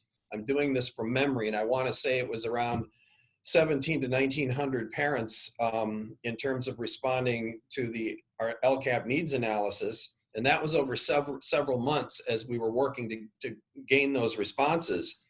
And it was over 4,000. It was around 4,500, I believe, that we got from parents after just a week or so of doing this. So it's very clear that there is an interest in providing the perspective. And so the number of respondents is extremely high. And what we will be working on, and we'll be partnering with, for example, our teachers and our site administrators, is how we are analyzing the overall quality. So initially it's our survey feedback, and we're going to be using that and actually reviewing it as soon as it comes in. We've already pushed that information back out to the sites, and we want to be public about reporting what we're hearing from, so that we're very open about what we're hearing and also how we're using that data. But it's developmental in nature. If you talk to me in another month, and in the coming weeks and months, we'll have more specific data in terms of how we're measuring the effectiveness of our distance learning. Okay, thank you. And Beth, excuse me, I do have one more quick one. It goes to David Bird. Dave, with respect to summer, you had used a phrase that, as it pertains to advanced credit, that you'll have courses available for cleanup work. What about for kids that need to make room in their schedules? Kids who have to take classes when they can take them, such that they could take the advanced courses that they need to take. Is there going to be any provisions for them? Or Yeah, will it just be this focus on, as you said, the cleanup work? That's a great question, Carmine. And really, the term I'm using there, advanced, is probably not the best term because it makes people think advanced placement or something. By advanced, we mean exactly what you said. Kids getting classes out of the way in advance like they normally do, so that later down the road, their schedule is more open and they can take career technical education classes, they can take AP classes. So it's basically what we normally do. When students have a chance in 9th grade or 10th grade to get a course out of the way so their schedule frees up and they're able to do some other things. By advanced, we meant get it done in advance. Thank you, David. Yep. Thank you, Beth. Thank you, Carmine. Ms. Charis Espinoza. And That's great Batman. timing. Sorry about that. Had a little guest Got a here. monkey. But I will try to get through my questions regardless. So I took pages and pages of notes. Obviously, a tremendous amount of work has been done. So this very concise download just, felt a little bit like drinking from a fire hose. But let's see, to focus just on my primary questions. I thought I heard Ms. Drake say that there would be no summer meal service in the parks. Did I hear that correctly? And if so, why is that?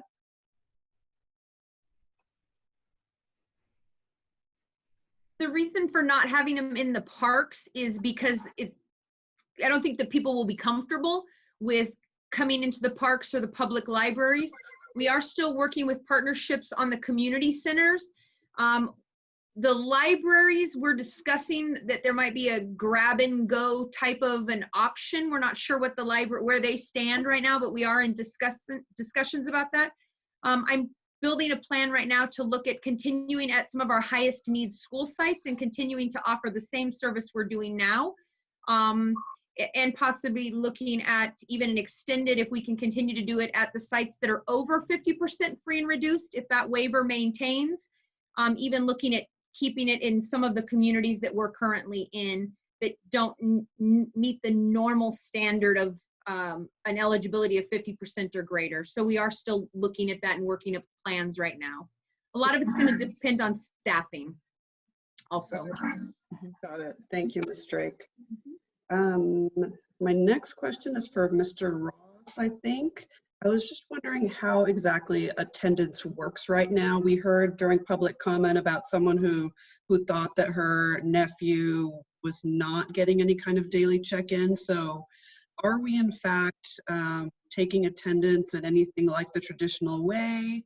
And I'm thinking, of course, it's one point of daily contact, but also how that would work in the case of, say, an older sibling who has to assist younger siblings with their schoolwork during the week and catch up on work, his or her own work over the weekend, something like that. How does our attendance system address that?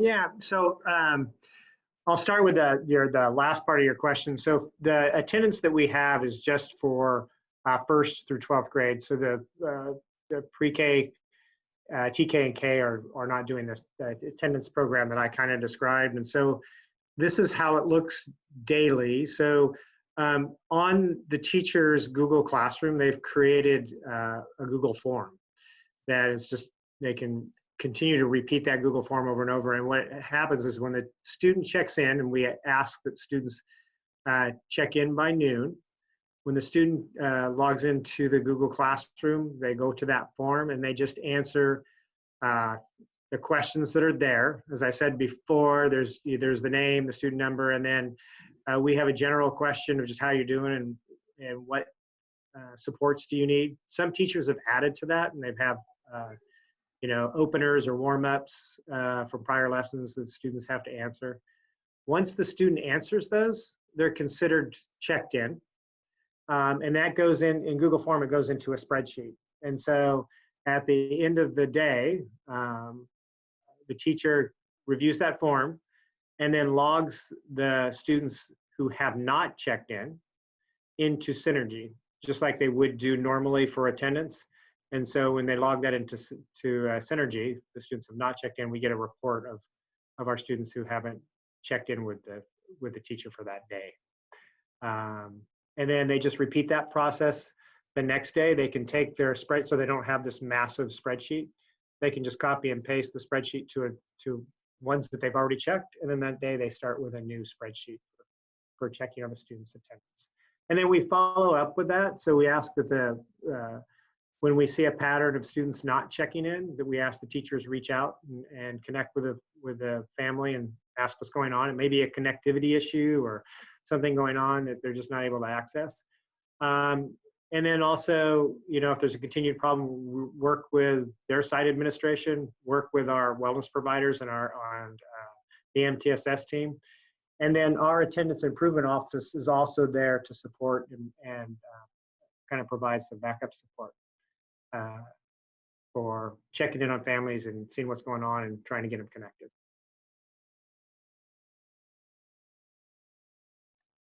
Thank you. So do we have any flexibility, like for students who are, as I said, helping with younger siblings or having to go to work to support their families during this time? What kind of accommodations can we make for them? The teachers are, we set the parameters of noon, but we've had students checking in later and they're just working with the teachers and just saying, we had a situation where sometimes they can't check in until late just because that's when their parents are there and whatnot. And so they just make arrangements with the teachers when they can check in. And so in this case, and we even kind of knew this situation might happen ahead of time. So in our training manual that Matt Espinoza developed, the solution to that is just if you know that the student's going to check in after a certain amount of time and you're not going to log it into Synergy, you can log it into Synergy the next day. So you just log it into the Synergy the next day or work with your attendance clerks who could change the attendance at any time. So there's flexibility in the check-in. Also, if for some reason the student didn't actually officially answer the questions that day, but you had a conversation with a student, through email or whatnot, they're checked in. You don't necessarily have to go back and say, hey, can you answer these questions? So there's a lot of flexibility as we go through this. Okay, thank you, Mr. Ross. Let's see.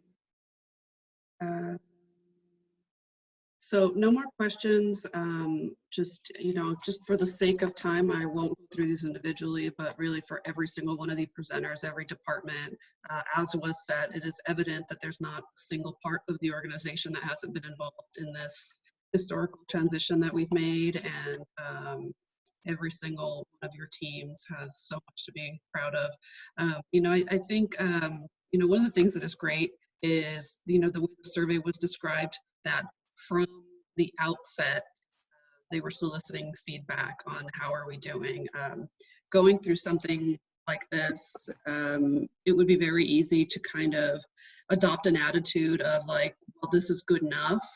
And that's not what I see. What I see is the attitude that I'm generally so proud of with this district, this interest in continual improvement, and not knowing how long we'll have to teach in this way.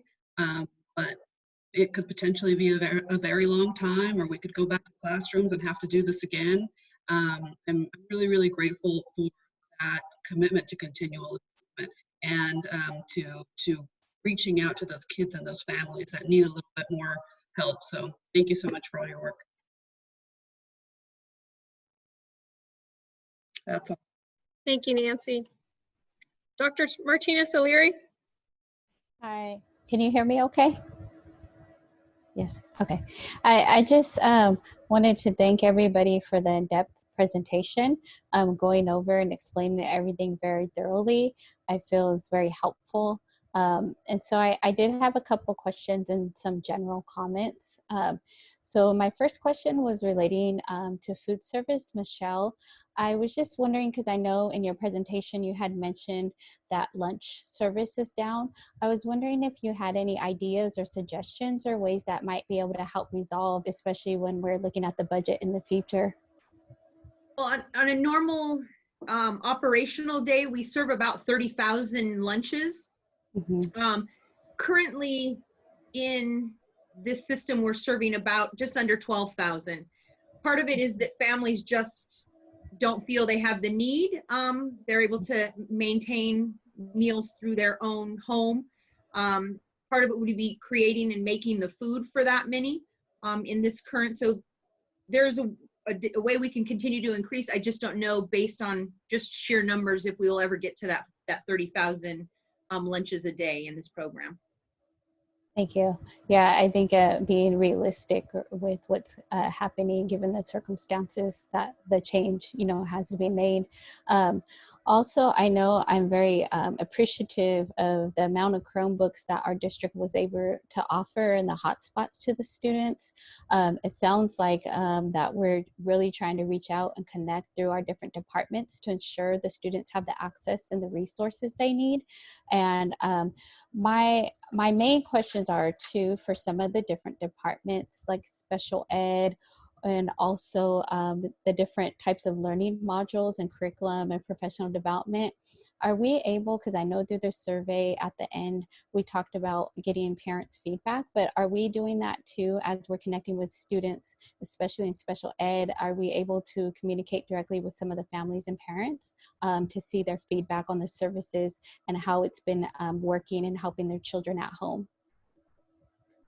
I can respond to that, and thank you for the question. In particular, specific to our special education families, our staff and related service providers. So it may be the case manager, and it could be occupational therapists, speech therapists, other folks that are working with the kids. They're connecting with those kids and families regularly on a weekly basis. And so if there are programmatic or any other concerns that a parent may have, they're working directly with our folks and our service providers, and our program specialists have been connected to those situations as well. And so literally on an individualized basis, we're getting feedback regarding the type of services, quality of services, and most importantly, the degree to which our kids are being able to work toward those IEP goals. Thank you. And I know because there was so many different components, right? It's very complex. And given that the state that we're in with the COVID and it happening so rapidly, and looking at the nation and the numbers of cases and things of that nature, I just wanted to applaud the staff and the district and the different teams for really reaching out to our families and connecting with them, especially offering social, emotional, and mental health support, especially given the state of time, because it's affecting some of our families very differently. And I just wanted to mention, given the parent perspective and the background, I have been able to, having a middle school schooler right now at this age, been able to kind of review the class link and the class portals, and also some Zoom meetings that have been taking place with some of the different teachers. And I want to really give a shout out and also just make it a point to recognize some of that work. I know for the daily attendance and the check-ins, students are able to do the check-ins by entering a password. And oftentimes what I found is that some instructors are asking specific questions for students to answer. And some of them, it's another way to socialize, and especially on the Zoom calls, being able to connect with their peers. I think some students really appreciate that. So looking forward, I would just want to get some more information on surveys from our students, seeing how well they're able to utilize the tools they need and navigate. And then also my questions are more in the future relating to the staff and ways that we might be able to offer different services for them to get more familiar with any distant learning needs they may have as well. Because I know it's, we had a couple weeks to prepare for this, And I know the more time we do have in the future to prepare will just enhance our best practices. So for me, it's just getting that data back really from the students and the families, and making sure that if they're not able to connect or they're not able to get online, that they have a go-to person where they feel they can reach out to. So thank you. Thank you. Mr. Madison? Yes, thank you. I really don't have any questions on Carmine. He took all that time up for me. I appreciate that. The point that I wanted to make, I think for a district our size, I really believe we came out of the gate very strong with a good plan. And I just want to thank all the team members as they went through their presentations on what we've done thus far. I think we've just done a remarkable job from my standpoint. And I really believe as we move forward, we will tweak it. We will even get better with this district learning. I look around in the surrounding districts, and they're struggling. And, you know, for a district our size to come out, I think we're doing a remarkable job. Can we still improve in a lot of the areas? Certainly. And I think our staff is going to do that. So again, I really thank every team member in the Elk Grove Unified School District for the job well done. The only other comment I wanted to make is probably pertaining to the BC we've got on the attendance. Dr. Graywall and Mr. Murray, I am concerned about some of the schools that we need to maybe follow up with and see what's really going on with maybe some of the attendance, and maybe it's not accurate. Really concerned with Herman Leinbach came in 88%, the lowest in the district. To me, that's a great concern. I know there's some transit problems and so forth, but we certainly need to address some of that to see what's really going on with some of those kids and their parents, on how we can reach out and help in areas. And I don't know if Dr. Graywall or Mr. Murray, if you have a comment on that, or you know something about it now that you can address. And if you don't, well, maybe you can just follow up on it.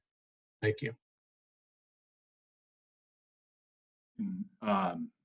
Comment in general, I know that we talk consistently about connecting kids and making sure they're connected from sites started before we started distance learning on that Thursday. They were already making sure students were connected. The interplay between our departments with you know, the technology devices, attendance improvement office, mental health supports, all of us connected. So I know that our principals are working diligently. We can continue to follow up as well, but it is on all of our teachers, administrators, counselors. Everybody is working daily to make sure students are as connected as possible. Good evening, Mr. Madison. This is Bindi. We did connect with Leinbach, and one of the things the principal reported over there was that there's we have immigrants, and they do not trust the internet or the computers, so they're a little hesitant. So we're working with those families to get them on board.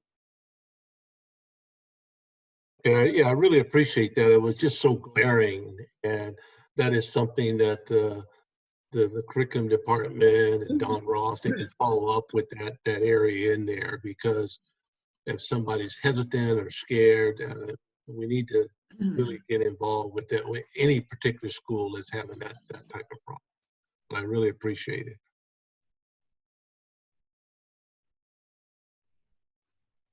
Thank you. Are you finished, Mr. Mattson? Yes, I am. Just that, again, to follow up from the principals, I'd like to follow up, and I'd like to get some information on that. Thank you. Thank you. Mr. Perez?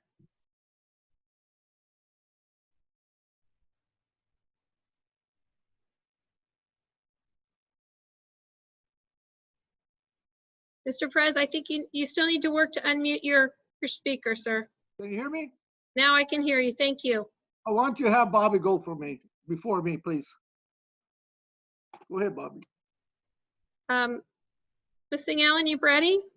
Yeah, sure. Thank you. But I'm going on behalf of myself. I'm not speaking to Mr. Perez. No, he's just asking for a few more moments. Okay. Thank you. Of course, we would never expect that. Okay, do I need to hold down the bar, Mr. Mate, or is it on unmute? As in how you did it. You can hold down the bar, it's fine. Okay. First and foremost, amazing presentation. I want to thank all of the presenters. A lot of amazing information that really makes me feel comfortable as a school board member of all of the great work that each and every one of you have done. I want to do a special shout out again to food and nutrition services. You truly are our unsung heroes feeding our kids. So I want to thank you for all of the hard work that you're doing on a daily basis, making sure that our children are fed regardless of our shutdown. I do have a few questions, but I do want to, again, just go back and thank every presenter. A lot of great information. My first question is somewhat related to the public comment that was made, but it's also just general in nature because I also had some of the similar thoughts. And that is there consistency across the district about expectations to use Zoom and Google Classroom? What are our expectations? Should teachers be, how often are they required or, encouraged maybe is the better word? But what sort of expectation have we put out there to district-wide so that there aren't gaps? Because that is a concern that it may not be universal, or are we still working through that? So it's a general question. I don't know, any one of the presenters, whoever wants to answer it. Bobby, I can start to respond, and then Jen or Sue Larson, if there's anything that you want to fill in. When we began doing this work, the research, and I want to preface this by saying I'm not indicating that reaching out and working directly with kids, when I say face-to-face through the screen, whether that's individually or in groups, is something that that isn't necessarily something we want to do. That's not what I'm saying at all. We looked heavily into this, and a best practice for a full-on distance learning program, if we were full synchronous, meaning kids were logging in, and it would literally be, if you were a high school student and you had first period, you were logging in and the teacher was there and was working with all the students.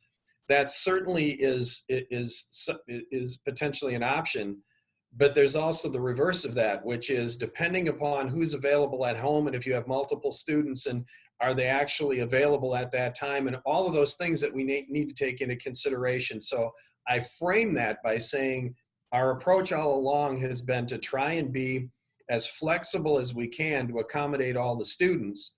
To come back to your question and say, have we established something that is as clear as saying 50% of your time should be spent face-to-face with students virtually? We haven't. We've really left it to the individual teacher, but I will say that what this has laid bare is parents are now literally getting in every single day and seeing what their classroom is like. And so we are going to see differences, and if parents are seeing and feeling as if they aren't having the level of direct support that their child needs, they should reach out to that teacher and work with the site administrator as well, if that's what they're feeling, if their son or daughter or their children if they feel their needs aren't being met.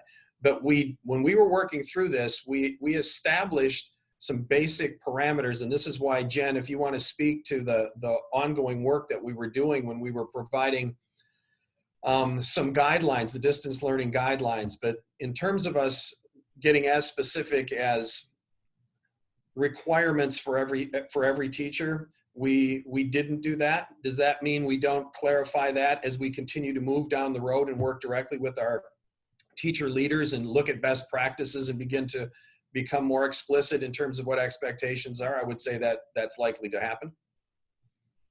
Yeah, and just to add on to that, we really, from what the research said, is doing the synchronous teaching really doesn't work for families because it doesn't provide any flexibility. What we really encouraged and gave guidance on was using the tools like Zoom and Meet and even phone calls and Hangouts, where it's you're able to chat as a way to connect with students. And we recommended basically about twice a week, and use that to leverage building relationships, do quick check-ins. If you went through a lesson that was videotaped, then you could check with students to see how they were doing. But it was really about leveraging it for relationships more than it was for the direct synchronous teaching. So I guess in the example that we heard earlier, I imagine that can't be isolated. You know, and it takes a lot of courage to speak up, first and foremost, just to share something like that. So my fear is creating greater disparities amongst our students. So I know that, you know, I mean, we're doing a great job, but as we move further down this journey, and if we perhaps might be doing distance learning in the summer or some hybrid version, I think that seems to be an area that we do need clarity. And maybe these are negotiated items, so I don't want to step on those toes, but just sharing the expectation, not just the best practices, but we have that flexibility for the parents, but what are our benchmarks for accountability from what we can control to make sure that quality of service is being provided and that students' needs are being met? So that is something that that I'm definitely concerned about. The other question is, as it relates to special ed, at one of our delegate assembly meetings, we briefly touched upon this, and that is just concerns, hearing from parents on whether they thought that the district was providing enough. And I don't, you know, and that's very subjective. But are we hearing from parents as it relates to not meeting the needs of their students? And then what are we doing to perhaps improve on those areas? I know that this is a very it's a legal area, and there's a lot of, you know, suits that come out, and there's public advocacy groups that are probably monitoring every school district in California. Are we hearing specifically, and are there common themes of areas of improvement, and what might be some of the areas that we're hearing that are of concern? What I would say, Bobby, is that again, at my level, and again, Alicia and Melissa would be able to respond to this as well. Overall, I would say that our families and our parents have been very understanding. And they and we start with high expectations, and we're doing absolutely everything that we possibly can, continuing to work with those families. We've made the communications that we have sent out to our families indicates that our goal is to optimally and as close as possible and to the greatest extent possible, provide the services that are outlined in a student's IEP. We would not say, and we are not saying, that what we are doing is the least restrictive environment. That's what makes this challenging. That it is not the least restrictive environment for our students. It's been the pandemic situation that has necessitated us to move to distance learning. And I'm not making excuses, but we aren't saying that it is least restrictive. So ultimately what we're trying to do is take every step we possibly can. I will again say this, and that is that our staff are reaching out to our families. There certainly could be, we have over 8,000 special education students, and if some of those folks are listening to me right now, they may have a differing perspective on this in terms of the level of outreach that they've had. But our staff continues to work directly with those families, Melissa or Alicia, if you've heard any themes that are emerging, by all means, please let Ms. Singh Allen know what that is. But the thing that I have heard is that our families continue to work very positively, actually, with our staff. Alicia or Melissa? Mark, that would be exactly the response that I was going to give, which is overall, I think that our community has been extremely understanding of some of the challenges that we have about providing special education services in this type of format, and has a real strong awareness that we cannot provide educational services the way that they were agreed upon in the IEP under these conditions. It's just physically and logistically impossible. And I think that there's a very strong recognition that everyone's doing the best we can. And what I've observed is flexibility and collaboration, both on the part of our parent community and service providers, in working together to find solutions that work well with for kids. And I think we've been really successful where there's been kind of an inkling of a disagreement, that people have worked really well together to be flexible and develop a system or a system of support that addresses the needs of students. Thank you. My next question is, it's related to safety and security. I guess Mr. Mate, and then maybe even student support. But my question is, do we have the ability to track if there are students accessing sites to harm themselves? Can we track that with the Chromebooks?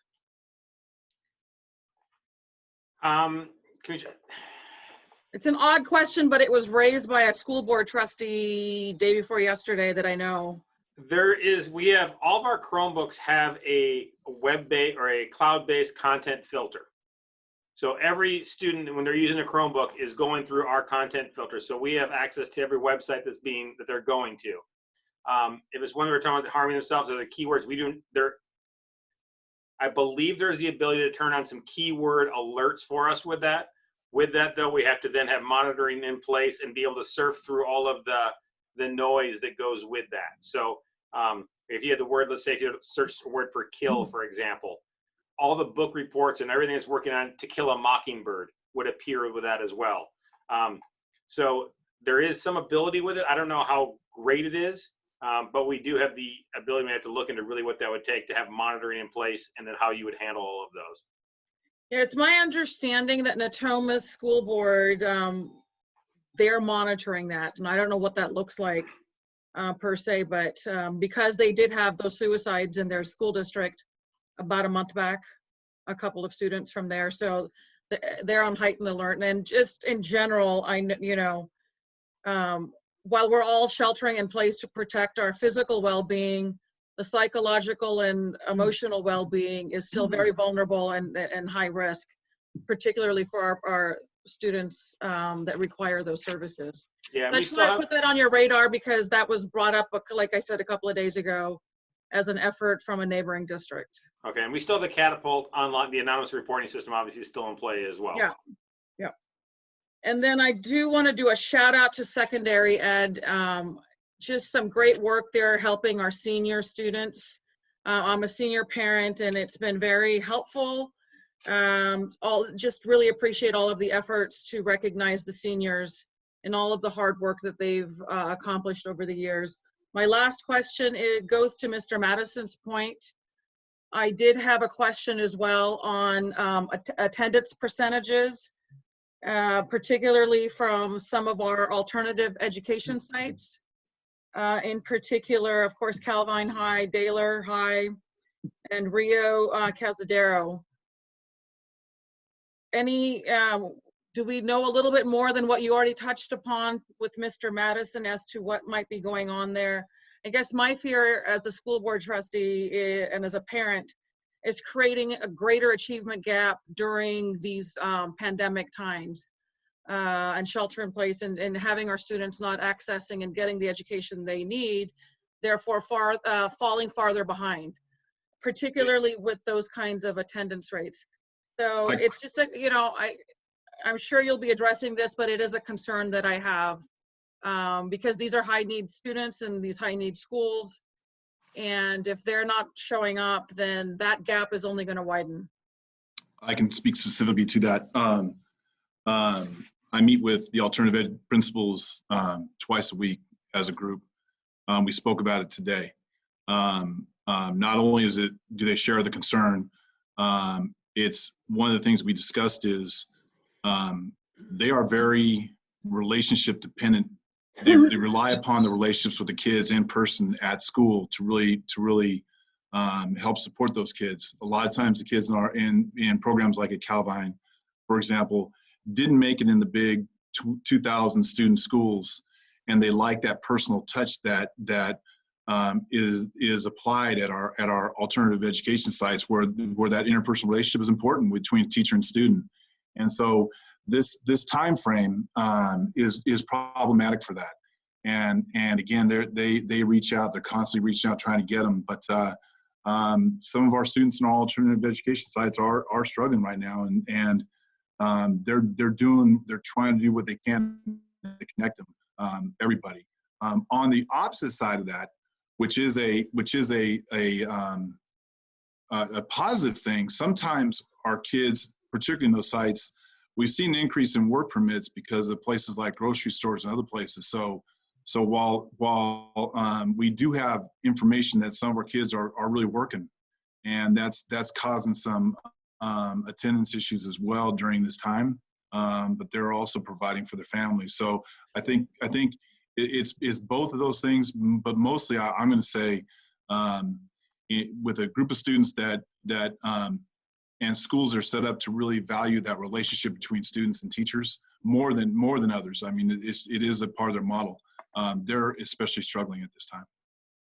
Yeah, and I would imagine those Zoom meetings and Google meetings all become even more important because at least it is a point of contact. It's not all remote and individual, but some sort of interaction. So, but you know, I know that there are challenges ahead and we're all going to navigate through them.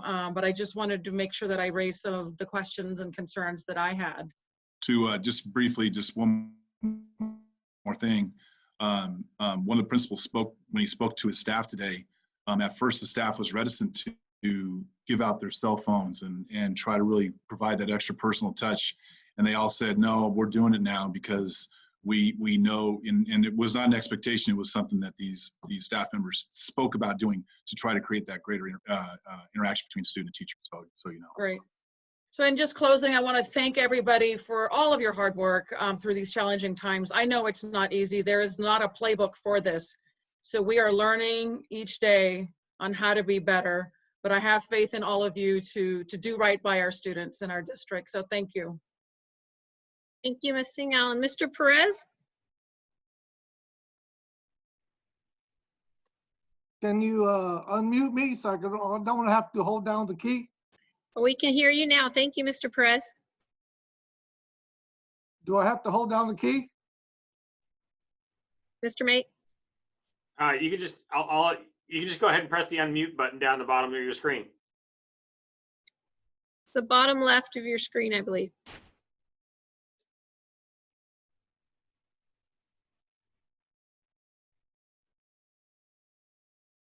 Okay, you hear me? Can you hear me? You are good to go, Mr. Perez. All right, okay. Well, thanks everybody for the presentation. A lot of information. The number one question I have regarding our local control funding formula and local LCAPs. Do we have to change those, revise them?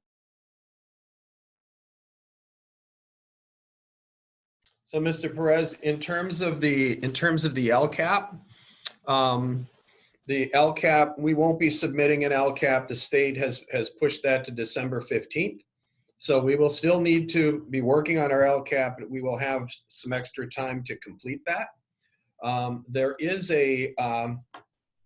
it's not explicit and necessarily attached to the LCAP. There is a a document that we will be providing to the state, and it'll be presented to the board in June.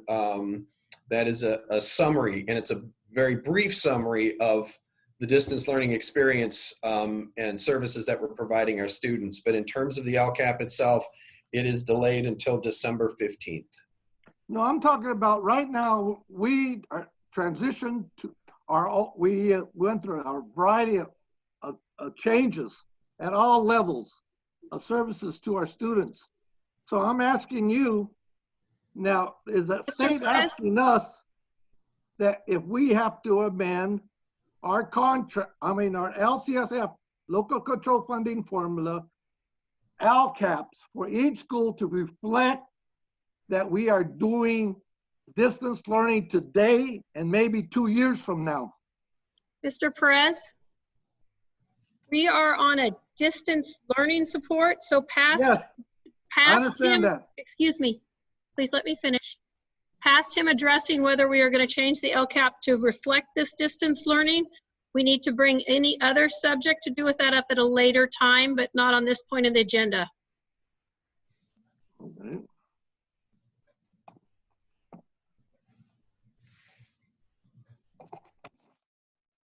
So, Mr. Cerruti, could you answer to him to whether we will be changing this year's LCAP? And then if Mr. Perez wants to ask further questions, he can bring it up with other items from the floor. Sure. So we will be developing an LCAP. Typically, we would have been providing the board an LCAP for approval in June. We'll be bringing it to the district LCAP. We'll be bringing that to the board in mid-December. In terms of site LCAPs, because I believe I heard Mr. Perez reference the local site plan, or the site plans rather, in our site LCAPs. Those are being worked on. They currently aren't including references to distance learning. They're at this point referencing the goals and potential actions that would be taken, but also there's the uncertainty of our budget.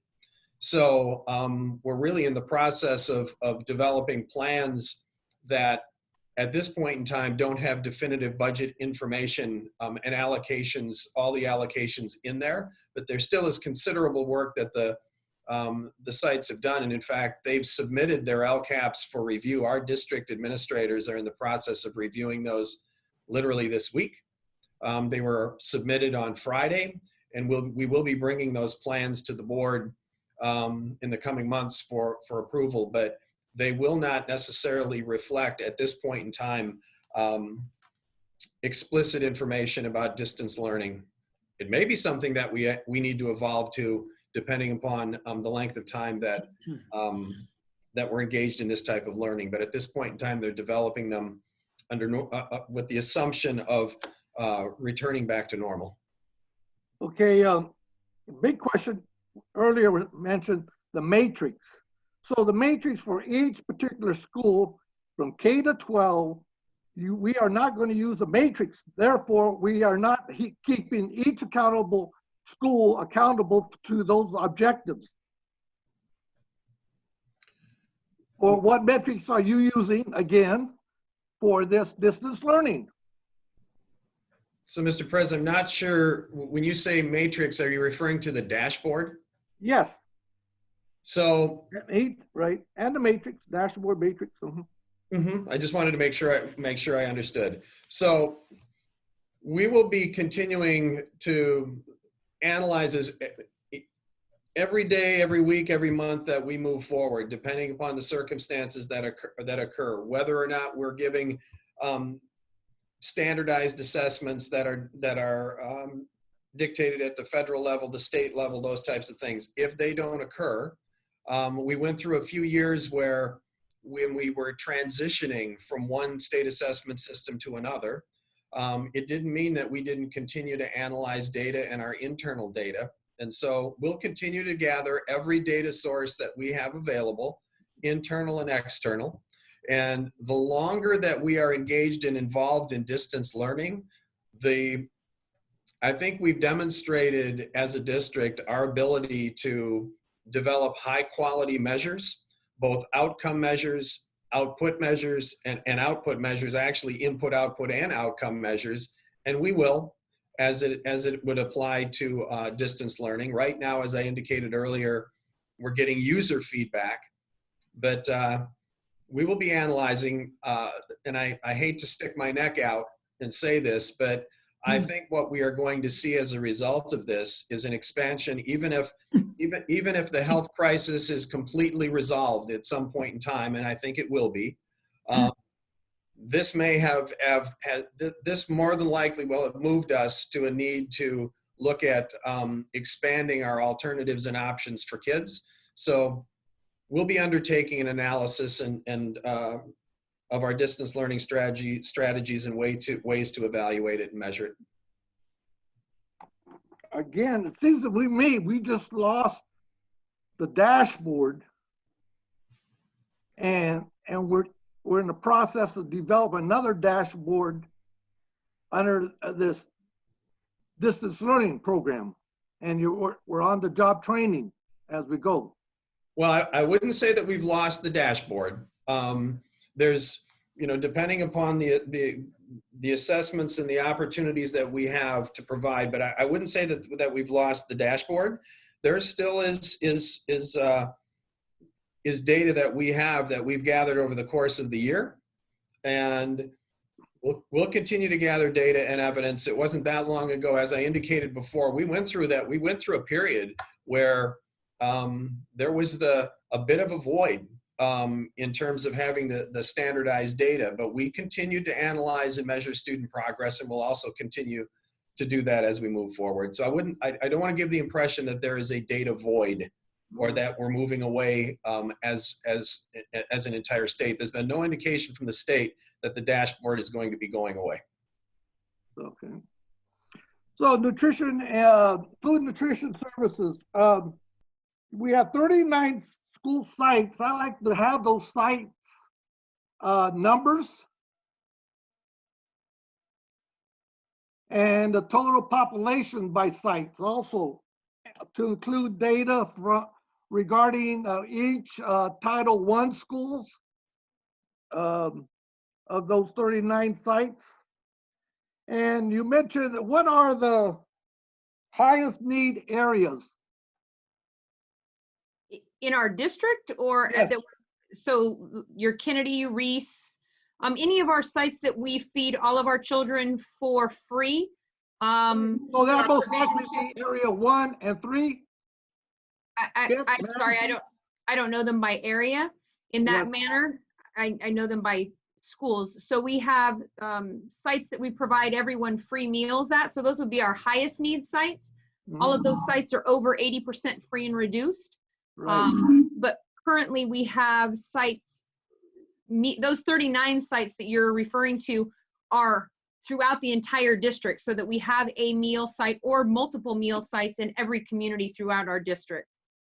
Would my area 1 have each elementary, each middle school and high school have The majority of the high need schools do have a site. There are some sites where the close proximity of schools don't necessarily make sense to have, like a Monterey Trail and a Harris. It doesn't make sense to have both of those sites as service sites. But Rudder, we don't have one at Rudder because we have it at Reese because it's so logistically close.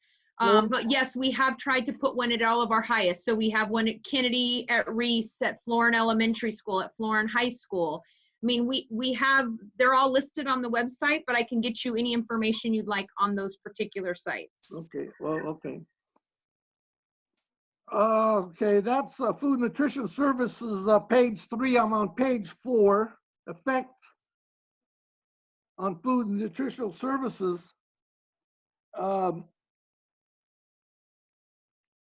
You mentioned it's going up in services since the beginning. Do we have that trend study or data sets on that by school sites? Yes, I keep daily meal counts on all sites. They come in to me directly. Okay. When will you have the April report, the total numbers or cost? I have total numbers of what we're projecting coming in. We're currently bringing all paperwork into the office since it just closed. We'll be making sure that it's the integrity of all the numbers, and then we'll be turning it into the state for a claim. So at that point, then I will have more specific numbers as to the money that we'll be bringing in.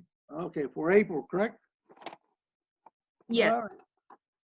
Okay, page 5, Chromebooks and hotspots. Approximately 50% of grades 1 through 12. What does that represent? Page 5. That represents 50% of our 1st through 12th graders checked out a Chromebook from Elk Grove. High school only? 1st through 12th graders. Okay. So what happened to the other 50%? What's the issue? They're using some other device. Okay. Did you do a report by areas? Can you do a report by area 1 and 3? No, I can do a report. I can give data by school of how many students at each school checked out a device. What about area? It's easy. I have it done by site, and so from there, that's how I have my data. Okay. Where were the most hotspots located at? It's tough to say because it's family based. So it's tough to say it's from a school. So there might be a family has a student at 3 different schools. So I can't really tie it to a school, but it does seem to be that the majority of, lots of our hotspots are going out into the rural areas, out into the Wilton, into that area. That seems to be where we're having the most connection issues. And what's the cost of that? The hotspots are, I think we really paid around $40 a device and $20 a month service for those. And you say they're not within area 1 and 3? They're mostly in the rural areas? Yeah, again, it's tough for me to say what's area 1 and 3. I have the data just like Michelle does by school site, and it's tough for me to say exactly which school it's from because it's done by family, by an address, not by a school. Are those considered, those areas considered internet deserts? I don't exactly know what that term would mean. I'm assuming that means that it's more like there's not much internet out there, and I think there is some connection issues out in the rural areas. Right. It's because it's my understanding our Superintendent Thurman is working on that issue. Yeah, I know they've been trying to get some hotspots, and they required hotspots from T-Mobile, the same company we're using. So that's what the hotspots are actually the same network as ours. So are we participating in any workshops with Superintendent Thurman's office regarding this issue? With the providers? We work, Mr. Perez, Mr. Hoffman, you're muted. Muted myself. Somebody muted me again. All right, Mr. Perez, we were working with T-Mobile weeks ahead of what was being done at the state level with regards to securing the hotspots, and it ended up being the same provider. But the work that Mr. Mate did with his team in identifying a vendor and getting those hotspots ordered, we got those delivered to the district and in the hands of our families much sooner than if we would have waited upon the state. We appreciate the work that the state's doing, but they're really helping districts that didn't have the resources to get the work done themselves. Mr. Mate and his team made sure we had those resources here in the district. Well, his task force is working on this issue, and they're trying to get free services for our communities throughout California. Also rural areas and urban areas that have internet deserts. So we need to get staff to participate in this task force meetings with the senators and assemblymen of the task force to deal with this issue. In fact, it's my understanding when I was listening to a report yesterday, or the committee, they were trying to get free computers also for these individuals. Yeah, and again, Mr. Perez, they're working hard to fill spots for districts who haven't been able to meet the needs of their kids. And we've been able to do that. Now, we are in communication with the superintendent's office, and Mr. Mate has provided the requests that we had with regards to our needs for devices. And they actually contacted us and asked us, do you still need those devices? Because when they put the survey out, we were still waiting for our delivery. because we received our delivery and have met the needs of our kids, they're not looking to work with us right now. They're looking to work with districts that haven't got those resources in place. So we've been in contact throughout the process, but right now our work isn't with the State Department of Ed with regards to hotspots. We still have several hundred of them available within our district to be able to serve our needs. And the task force is really working on those districts that don't have access to those resources right now, and that's just not us. Well, I kind of disagree with you. You know, our BC number 142, titled Elk Grove Distance Learning Attendance Rates, that's an issue. And also Elk Grove Unified School District Distance Learning Participation Data Sets. We definitely have a problem. In fact, I think we have a pandemic, what do you call digital divide in our district, in areas 1 and 3, Chet's in my district. And we have too many students not participating in the distance learning. And we need to get all resources involved and also ask for those consultants to come over here and do some distance learning training. They have them. I appreciate your thoughts about that, Mr. Perez. Okay, curriculum and professional learning. We have 3,636 participants. I like the data sets by schools. Which schools are participating and what schools are not participating in internet training. Okay, and also distance learning. We need in-service training for our parents, not only to get engaged, but also internet divide issues that are present in our communities of color and poor, foster youth, English language learners. We mentioned earlier we had a big problem with English language learners at the school. We need extra resources there. And that's why I was talking about one way to resolve this issue is the local control funding formula. That's what it's geared for. And we need to amend it to reflect this distance learning approach.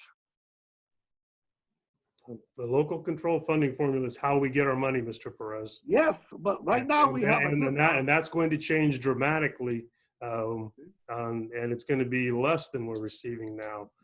There's not going to be additional resources available, and we are going to have to be very cognizant and make some very challenging decisions about what services we're able to provide and how we provide them moving forward. So that's absolutely that's going to be a huge part of what the board's direction and what we'll be working together in the next several weeks. That work is coming. Well, that we need to articulate that we have an issue. If we don't articulate we have an issue, we won't get the money. That's the problem that we have. And we need to articulate this to the, at the federal level and discuss with regarding that $1.6 billion, we need a piece of that for our school district, California schools. We already know how much money is coming to the district. We're waiting for that to be allocated from the state and make sure we're clear about the restrictions that are tied to that. We're all over those funds, and we're also pushing hard for additional federal dollars because the initial allocation isn't going to be enough to cover all the gaps that are going to happen at the state level. So you're speaking the exact same language and the exact right language, and we're working. Board members have already been engaged with individual members through CSBA, and we're also working as a district staff right in that exact same wheelhouse, Mr. Perez. You're exactly right. So anyway, that's at the federal level, and the next level we need to do is the legislative, Senate, and Assembly area. The governor's going to, like we mentioned before, he's going to do the May revise, and we got a lot of pension responsibilities, so we need some help in that area too. So, okay, next one. Curriculum professional learning. What are the most requested questions of our students?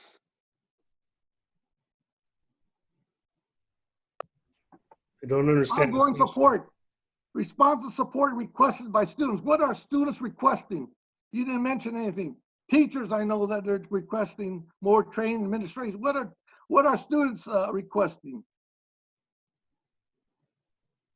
So if you're referring when I talked about that we're responsive to students, right? That's during when coaches and program specialists are working directly with students who are asking for support through teachers. And when we hear things that the students need, like how they reset their password, then we find that out through tech services and we send that information out to all teachers. So that's just one example. If we hear something that a student needs, we take that information and then we send that out in our weekly communication. You know, I requested a couple of curriculum of studies, and that was internet and also Microsoft skills for every student. Is that ever going to happen? Mr. Perez, we're on distance learning. All right. So anyway, that's part of the issue. I think we need, you know, some of these classes how to do that, you know, requirement classes. Okay, so anyway, I'm all the way here. That was page 8. Page 9, special education. Parent training. What are we doing with parent training right now? How to have those parents help their students in the home setting? Are we? So, Mr. Perez, the way that that's being done is when the case managers for those students are reaching out to the families, and when our related service providers are occupational therapists and our psychologists and speech therapists and physical therapists and others. And when they're out working directly with those kids and with those families, that's the way that they're engaging in providing the supports, because it's support in terms of directly supporting the student, but it's also working and guiding the family at home in terms of how they can on a day-to-day basis support their kids in terms of actually being part of the learning process, directly part of the learning process. So they're working directly with the parents and guardians at home. So what platform is the most useful in this setting right now? Well, in terms of most useful, I hesitate to say that most of our teachers and staff are using there's a variety of platforms that they're using. And so Google Classroom is one, but it's also they're using Google Meet or Zoom meetings. They're also using email, telephone. So it's a variety of modalities that they're using to communicate with and engage with our parents and guardians at home. Now, do we actually have to change your IPA or have another meeting? IEP has to be amended because they're doing distance learning? That's a good question. We aren't amending the IEPs. We aren't doing that. Where our parents have been contacted by all teachers and service providers and had conversations regarding the supports and services that they're being provided. But in terms of formally amending the IEP, we are not doing that. It doesn't mean that we're not engaged in the IEP process. IEP meetings are taking place.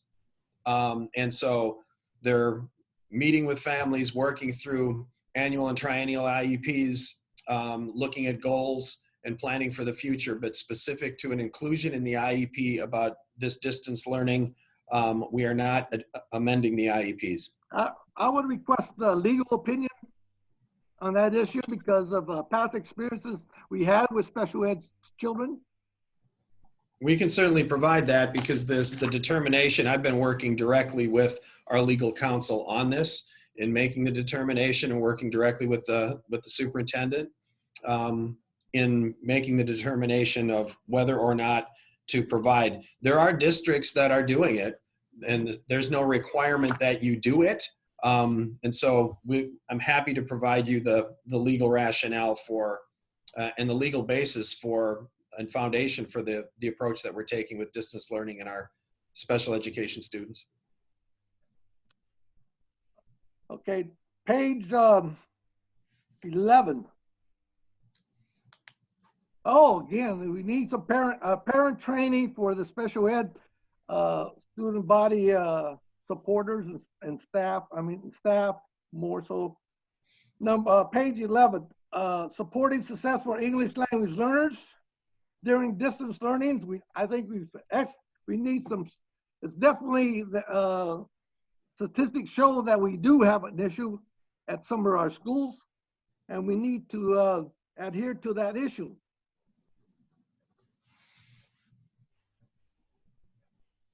Also, parent training and engagements, and you know, I didn't hear no bilingual, cultural outreach, anything like that on all these issues. Are we having that also? I heard a number of people speak to that, but I'm sure someone can follow up with you. Okay, and on our websites and also on our video presentations. I can speak to that. We have provided multiple documents from the Chromebook handouts in our top 10 languages to videos which are on our website, to the FAQs which Lisa spoke to in FACE, to our BTAs making personal calls home. So we continue to value the assets that all of our multilingual families bring. And in addition, we continue to look for ways to support that. Okay, how are we going to approach this problem at this elementary school that we just mentioned, that somebody mentioned there's a lot of mistrust and et cetera, et cetera? Mr. Perez, the information you're looking at is dated at that point in time, and they have gone through a process which they will communicate with you to get to a better point. And so they can tell you they have said they are working on it. They have a process, and we are to expect newer numbers in the week. In a week, we're going to have another what? We'll update the numbers each week. We'll provide those in the Friday packet.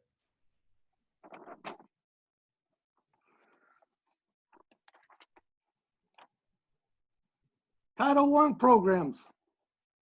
Mr. Byrd, parent training again. We need parent training.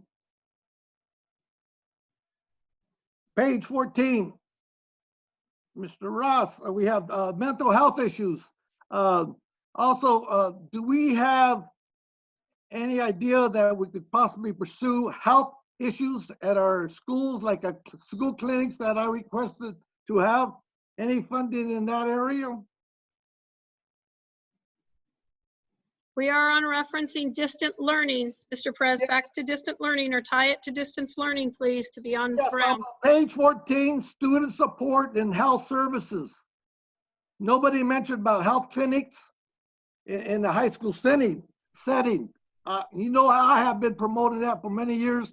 And also our administrators from different high schools and different regions state that. They requested that we need more mental health support services. And I've always said that we also need health services at the school sites. And if you look at some of the upcoming reports regarding this virus, they state that also.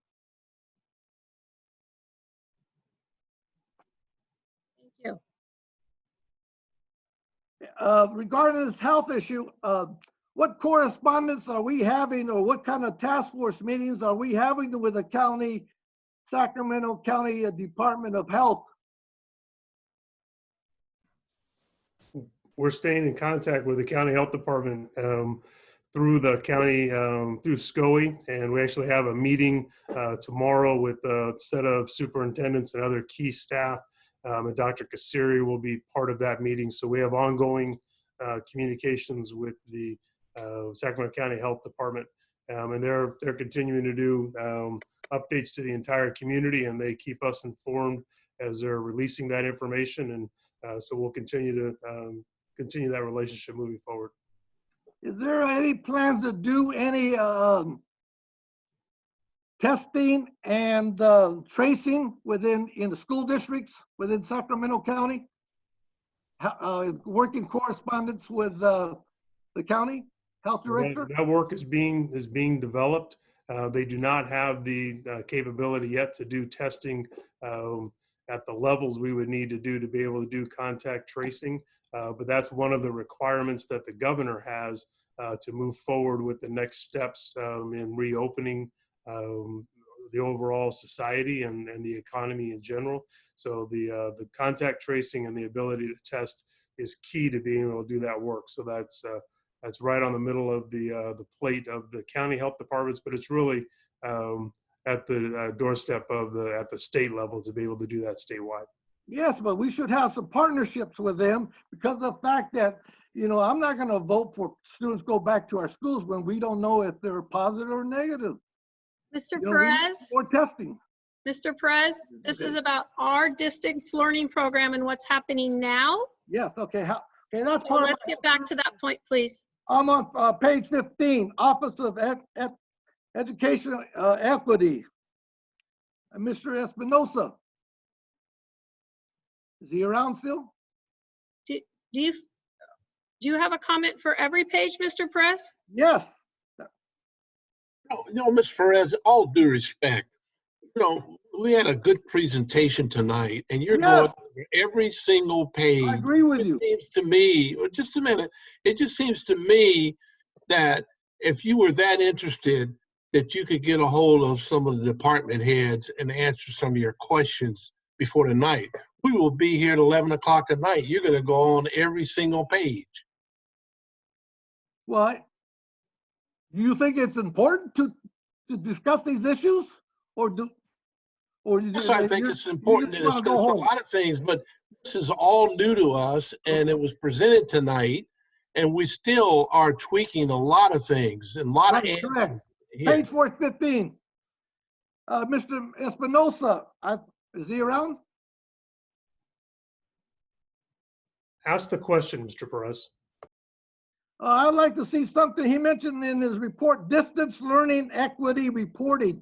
It's very important that he gets this to us regarding by schools, and because that's a big issue. How can students learn when they don't have internet hookups? That's equity issue. He has a lot of responsibility regarding this. Support-wide efforts through the equity lens. Student support services and attendance. They need to be online. Big issue. Digital divide. Number 16, helping families find success during distance learning. Again, we need training for adults, bilingual, bicultural sensitivity in all arenas that we talked about. Yes, she reported on that. All right. 16. 6 more pages. Page 17, preschool distance learning. Are we getting more requests for preschool now? And do we have a waiting list? We have a maximum amount that we can fill, which is that's within our grant. And so because most of our work is done through outreach anyway, we are able to communicate with all of our families. Yes, but there's legislation that they want us to expand services to our families out there, and they want people to go back to work. We need to expand that arena. What? Mr. Perez? What? Distance learning. Yes. Preschool distance learning. We need to expand services in that arena. Child care, and also we need more child care. How can we go back to work if we don't have child care services and quality? Thank you. Okay, we have 25 of the 30 sites are open. Why aren't the other sites open? We don't own them. And Mr. Perez, we actually have capacity within the sites that are open now. So if we got to a point where we were at a maximum capacity, then the CDI program would likely be willing to open up additional sites. But currently, we have more slots than we have families and kids that are looking to fill them right now. So we're meeting the need. Okay.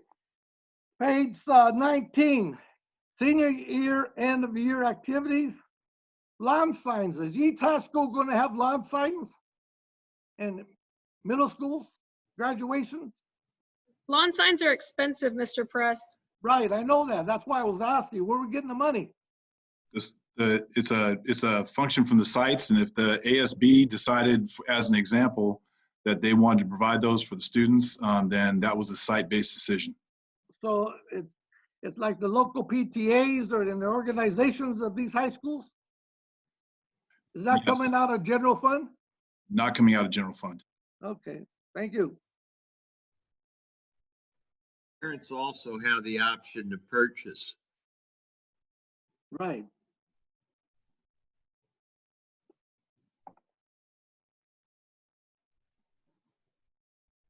We're down to the survey, Mr. Press. Last page. 20, no, got three more. Now, do teachers go to school, to their school classroom and have classrooms right there, or are they working from home? Mr. President, it depends. There may be some that are coming to the school, and there are those that are working at home. We have not told anyone that they should not, that they cannot come to our schools. So each school has a different policy and criteria if they want to come and work from home or at the school site? It's been left open to the teacher to do that. Not the principal? No, because the schools are open to the staff if they wanted to come and do that. I think it's safe to say, actually, I'm not going to say, I don't know the degree to which they're working from our school facilities versus home, but both those options are available to our teachers. Access and communication device types and access, own or share. When are we going to, this Friday, we're going to have that data sets? Yes, you'll have a new report this Friday, Mr. Press. Thank you. Thank you. 2 more pages. Page number survey.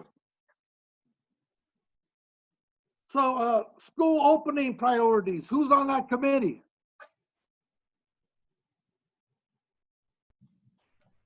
Are you on the planning for the future? What? You're on the planning for the future page, Mr. Perez? Survey feedback. Okay. Practices and perceptions. What? We're going to be asking teachers and administrators if they have adjusted some of their priorities for student learning based on this experience.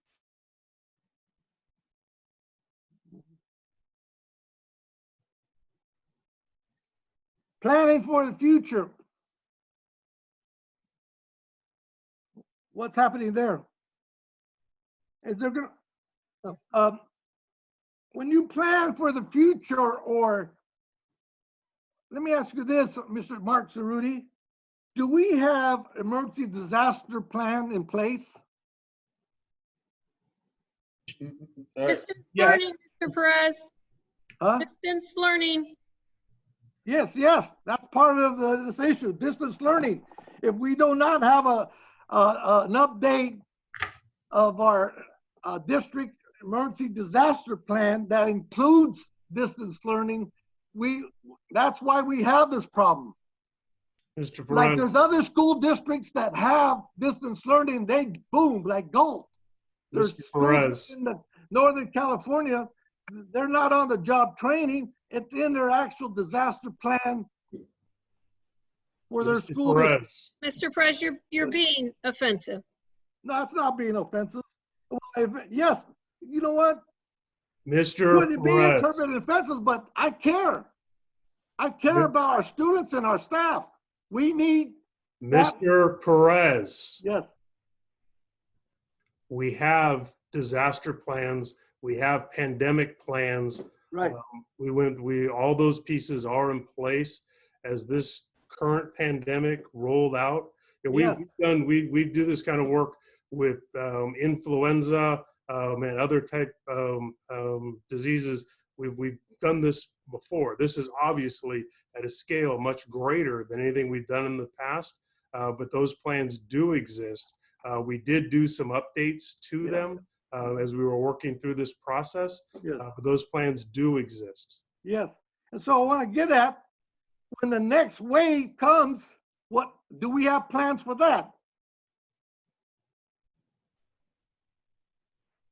It depends on what you're talking about, plans for that. We have not figured out yet what our learning model is going to be long-term yet. That's what the committee is going to work on. Yeah. Well, In regards to how we as a school system respond to diseases and outbreaks, and those plans are already in place, and we've actually worked closely with the health department in making sure that those plans are up to standard, and they are.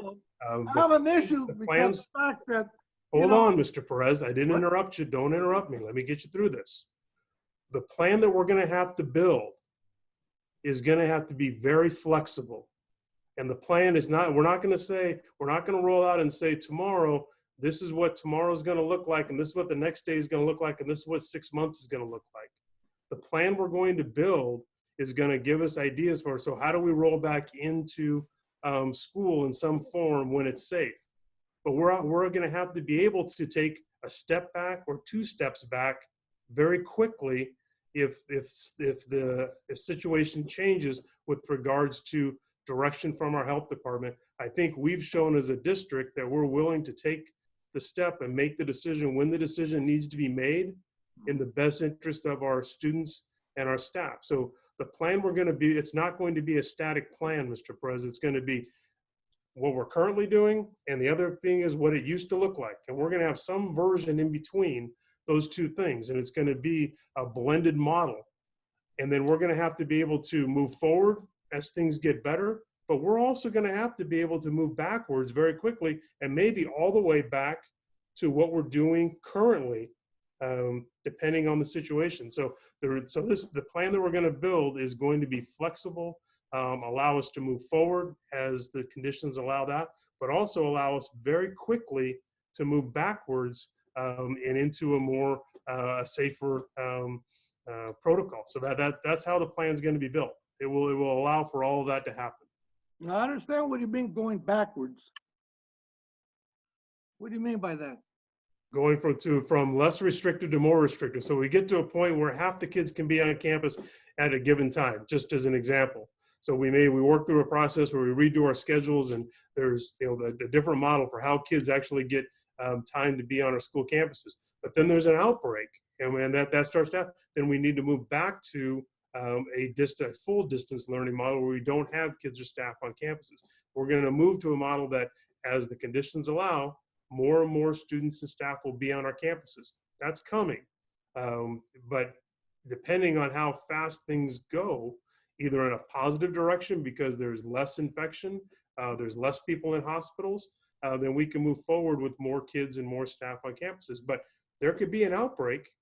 And when that outbreak happens, when I say move backwards, it's moving back towards a distance learning model that moves kids and away from each other and moves staff away from each other. So we'll have to be flexible. No one knows what it's going to be like next month. No one knows what it's going to be like in 4 months. No one knows what it's going to be like in 6 months. And depending on how fast the society opens up in different places, it's going to, the disease is going to come back at different levels. And we're going to have to be more flexible than we've ever been in meeting the needs of our families. That's just the reality. So our staff is doing 6 one-year plans or 2-year plans, or what? We're figuring out how we would roll back into schools based on what we know about social distancing and other information we have from the health department now. We're going to do the best we can in building that model. But we're going to need more information from the health department to move forward. We're going to have to know what testing looks like. We're going to have to know what contact tracking looks like. And again, that's the meeting that I'm having tomorrow morning. And we sit down with Dr. Kassiri and then representatives from all the districts in the county. And we're gonna work through what those processes look like. What protocols have to be in place before kids can be back on campus? What protocols need to be in place so if there's an outbreak that we move back into a distance learning mode?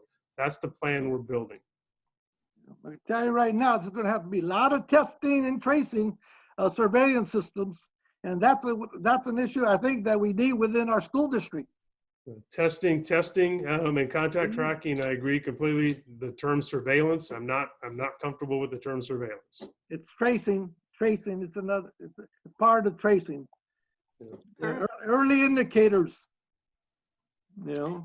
Excellent. Thank you, Mr. Perez. Thank you for being patient with me again. Welcome. Okay, my turn. 4 things. The check-in, for anyone who doesn't know, it is working. I have 4 children at home. One of my children did not manage to check in the first day of school. I had 2 emails before the night was over. So while I am horrified that my own child didn't figure it out, I am happy to see the systems working and I'm happy to testify to that.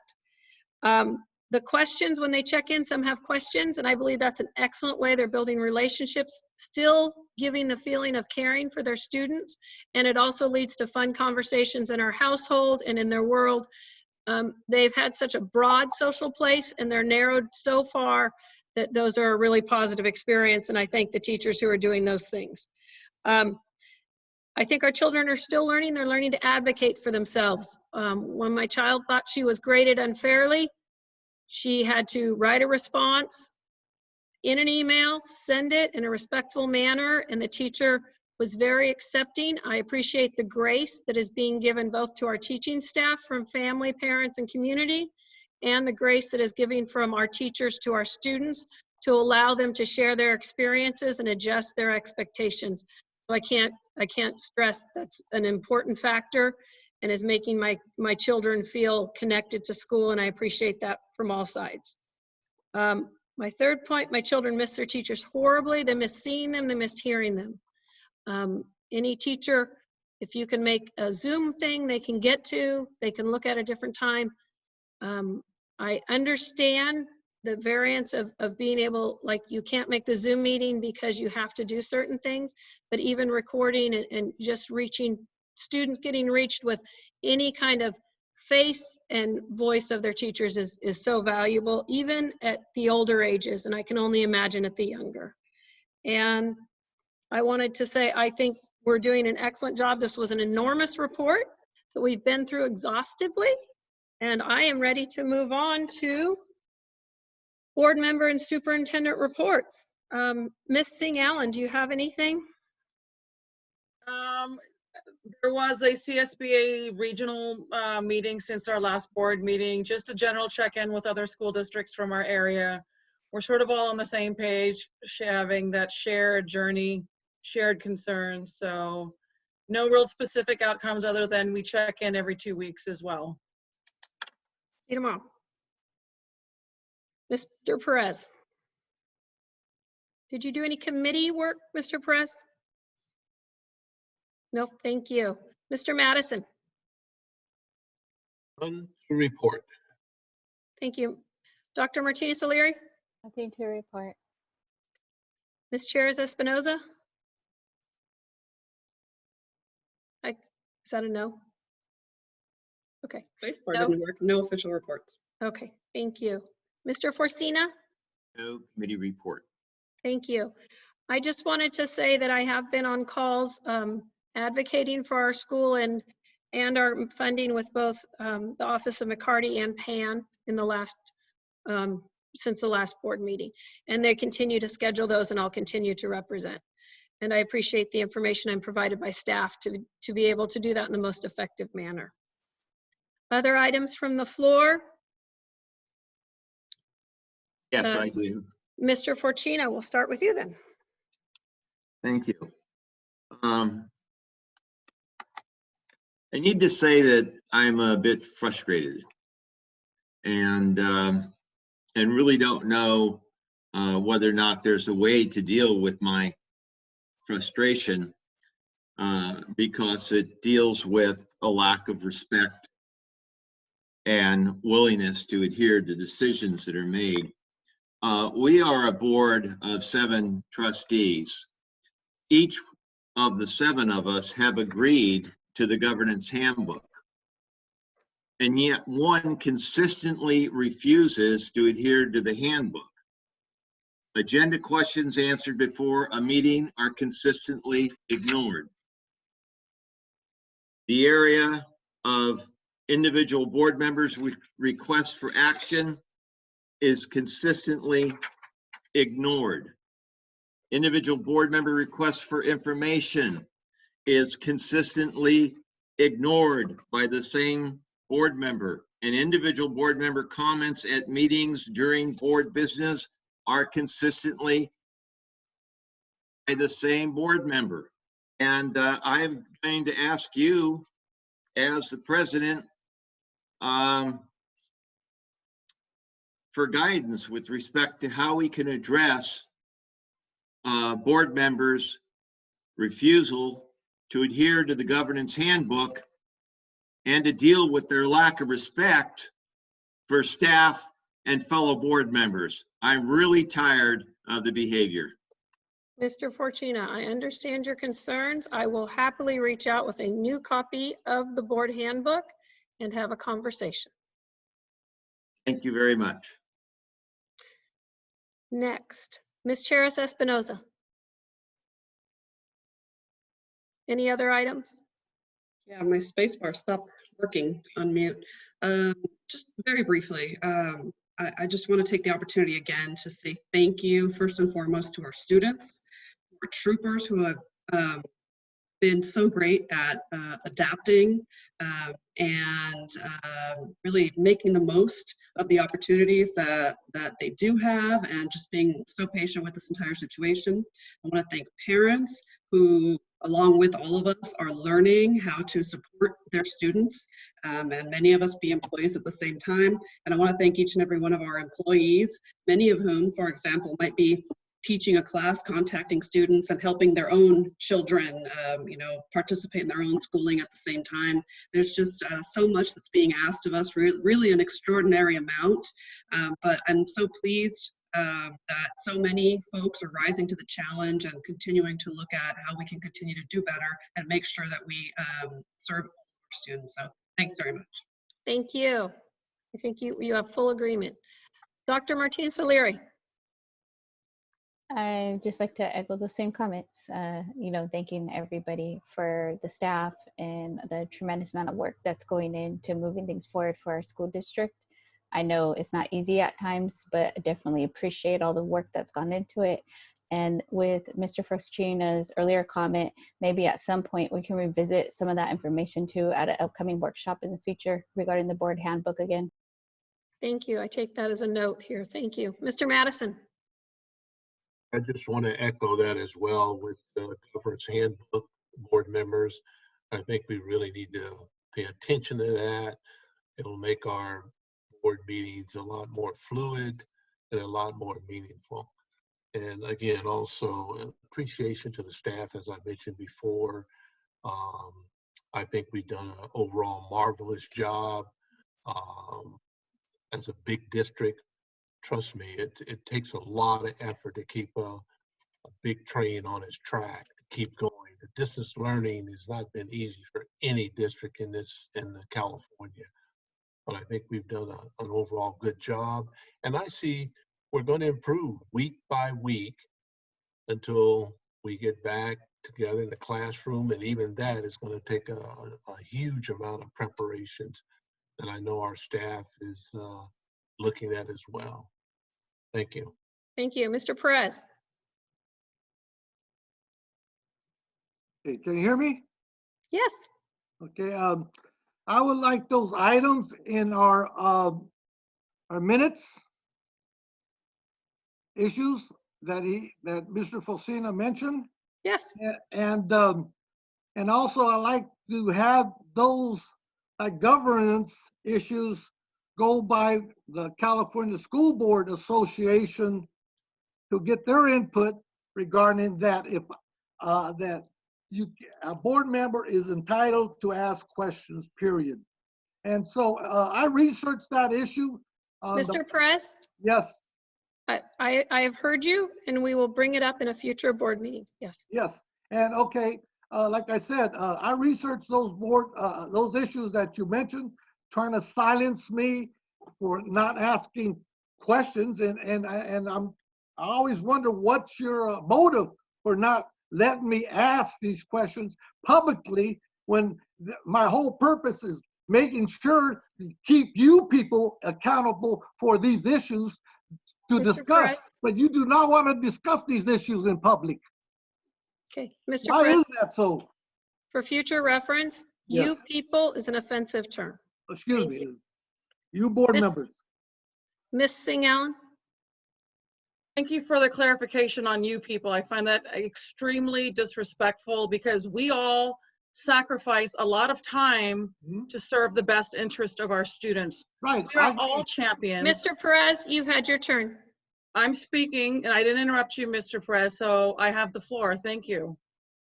As a history refresher, the handbook was vetted thoroughly and you agreed to it as well. So without having to point fingers, a handbook is nothing more than words on paper unless there is an enforcement mechanism and an adherence and respect for what's on there in terms of content. It has nothing to do with silencing anyone. It has to do with running board meetings efficiently and staying on task. As a past board president for 2 years, it is important to run the meetings in accordance to the Brown Act, to follow the agenda. And it is imperative that we do that because it is what governs these meetings. So it has nothing to do with silence. It has to do with staying on task. Because when there are accusations made on silencing a board member, I will speak up and I reject that notion wholeheartedly. That is an unfounded statement. And the record shows that very clearly. Beyond that, I hope that we can work together as a team because the strength is in our team. Elk Grove Unified is the 5th largest school district. We command respect statewide, and I'm very proud of all of the work that we do. That's all I have to say. Thank you. Thank you. Thank you to all the members. It is 9:13. I adjourn this meeting. Good night. Good night.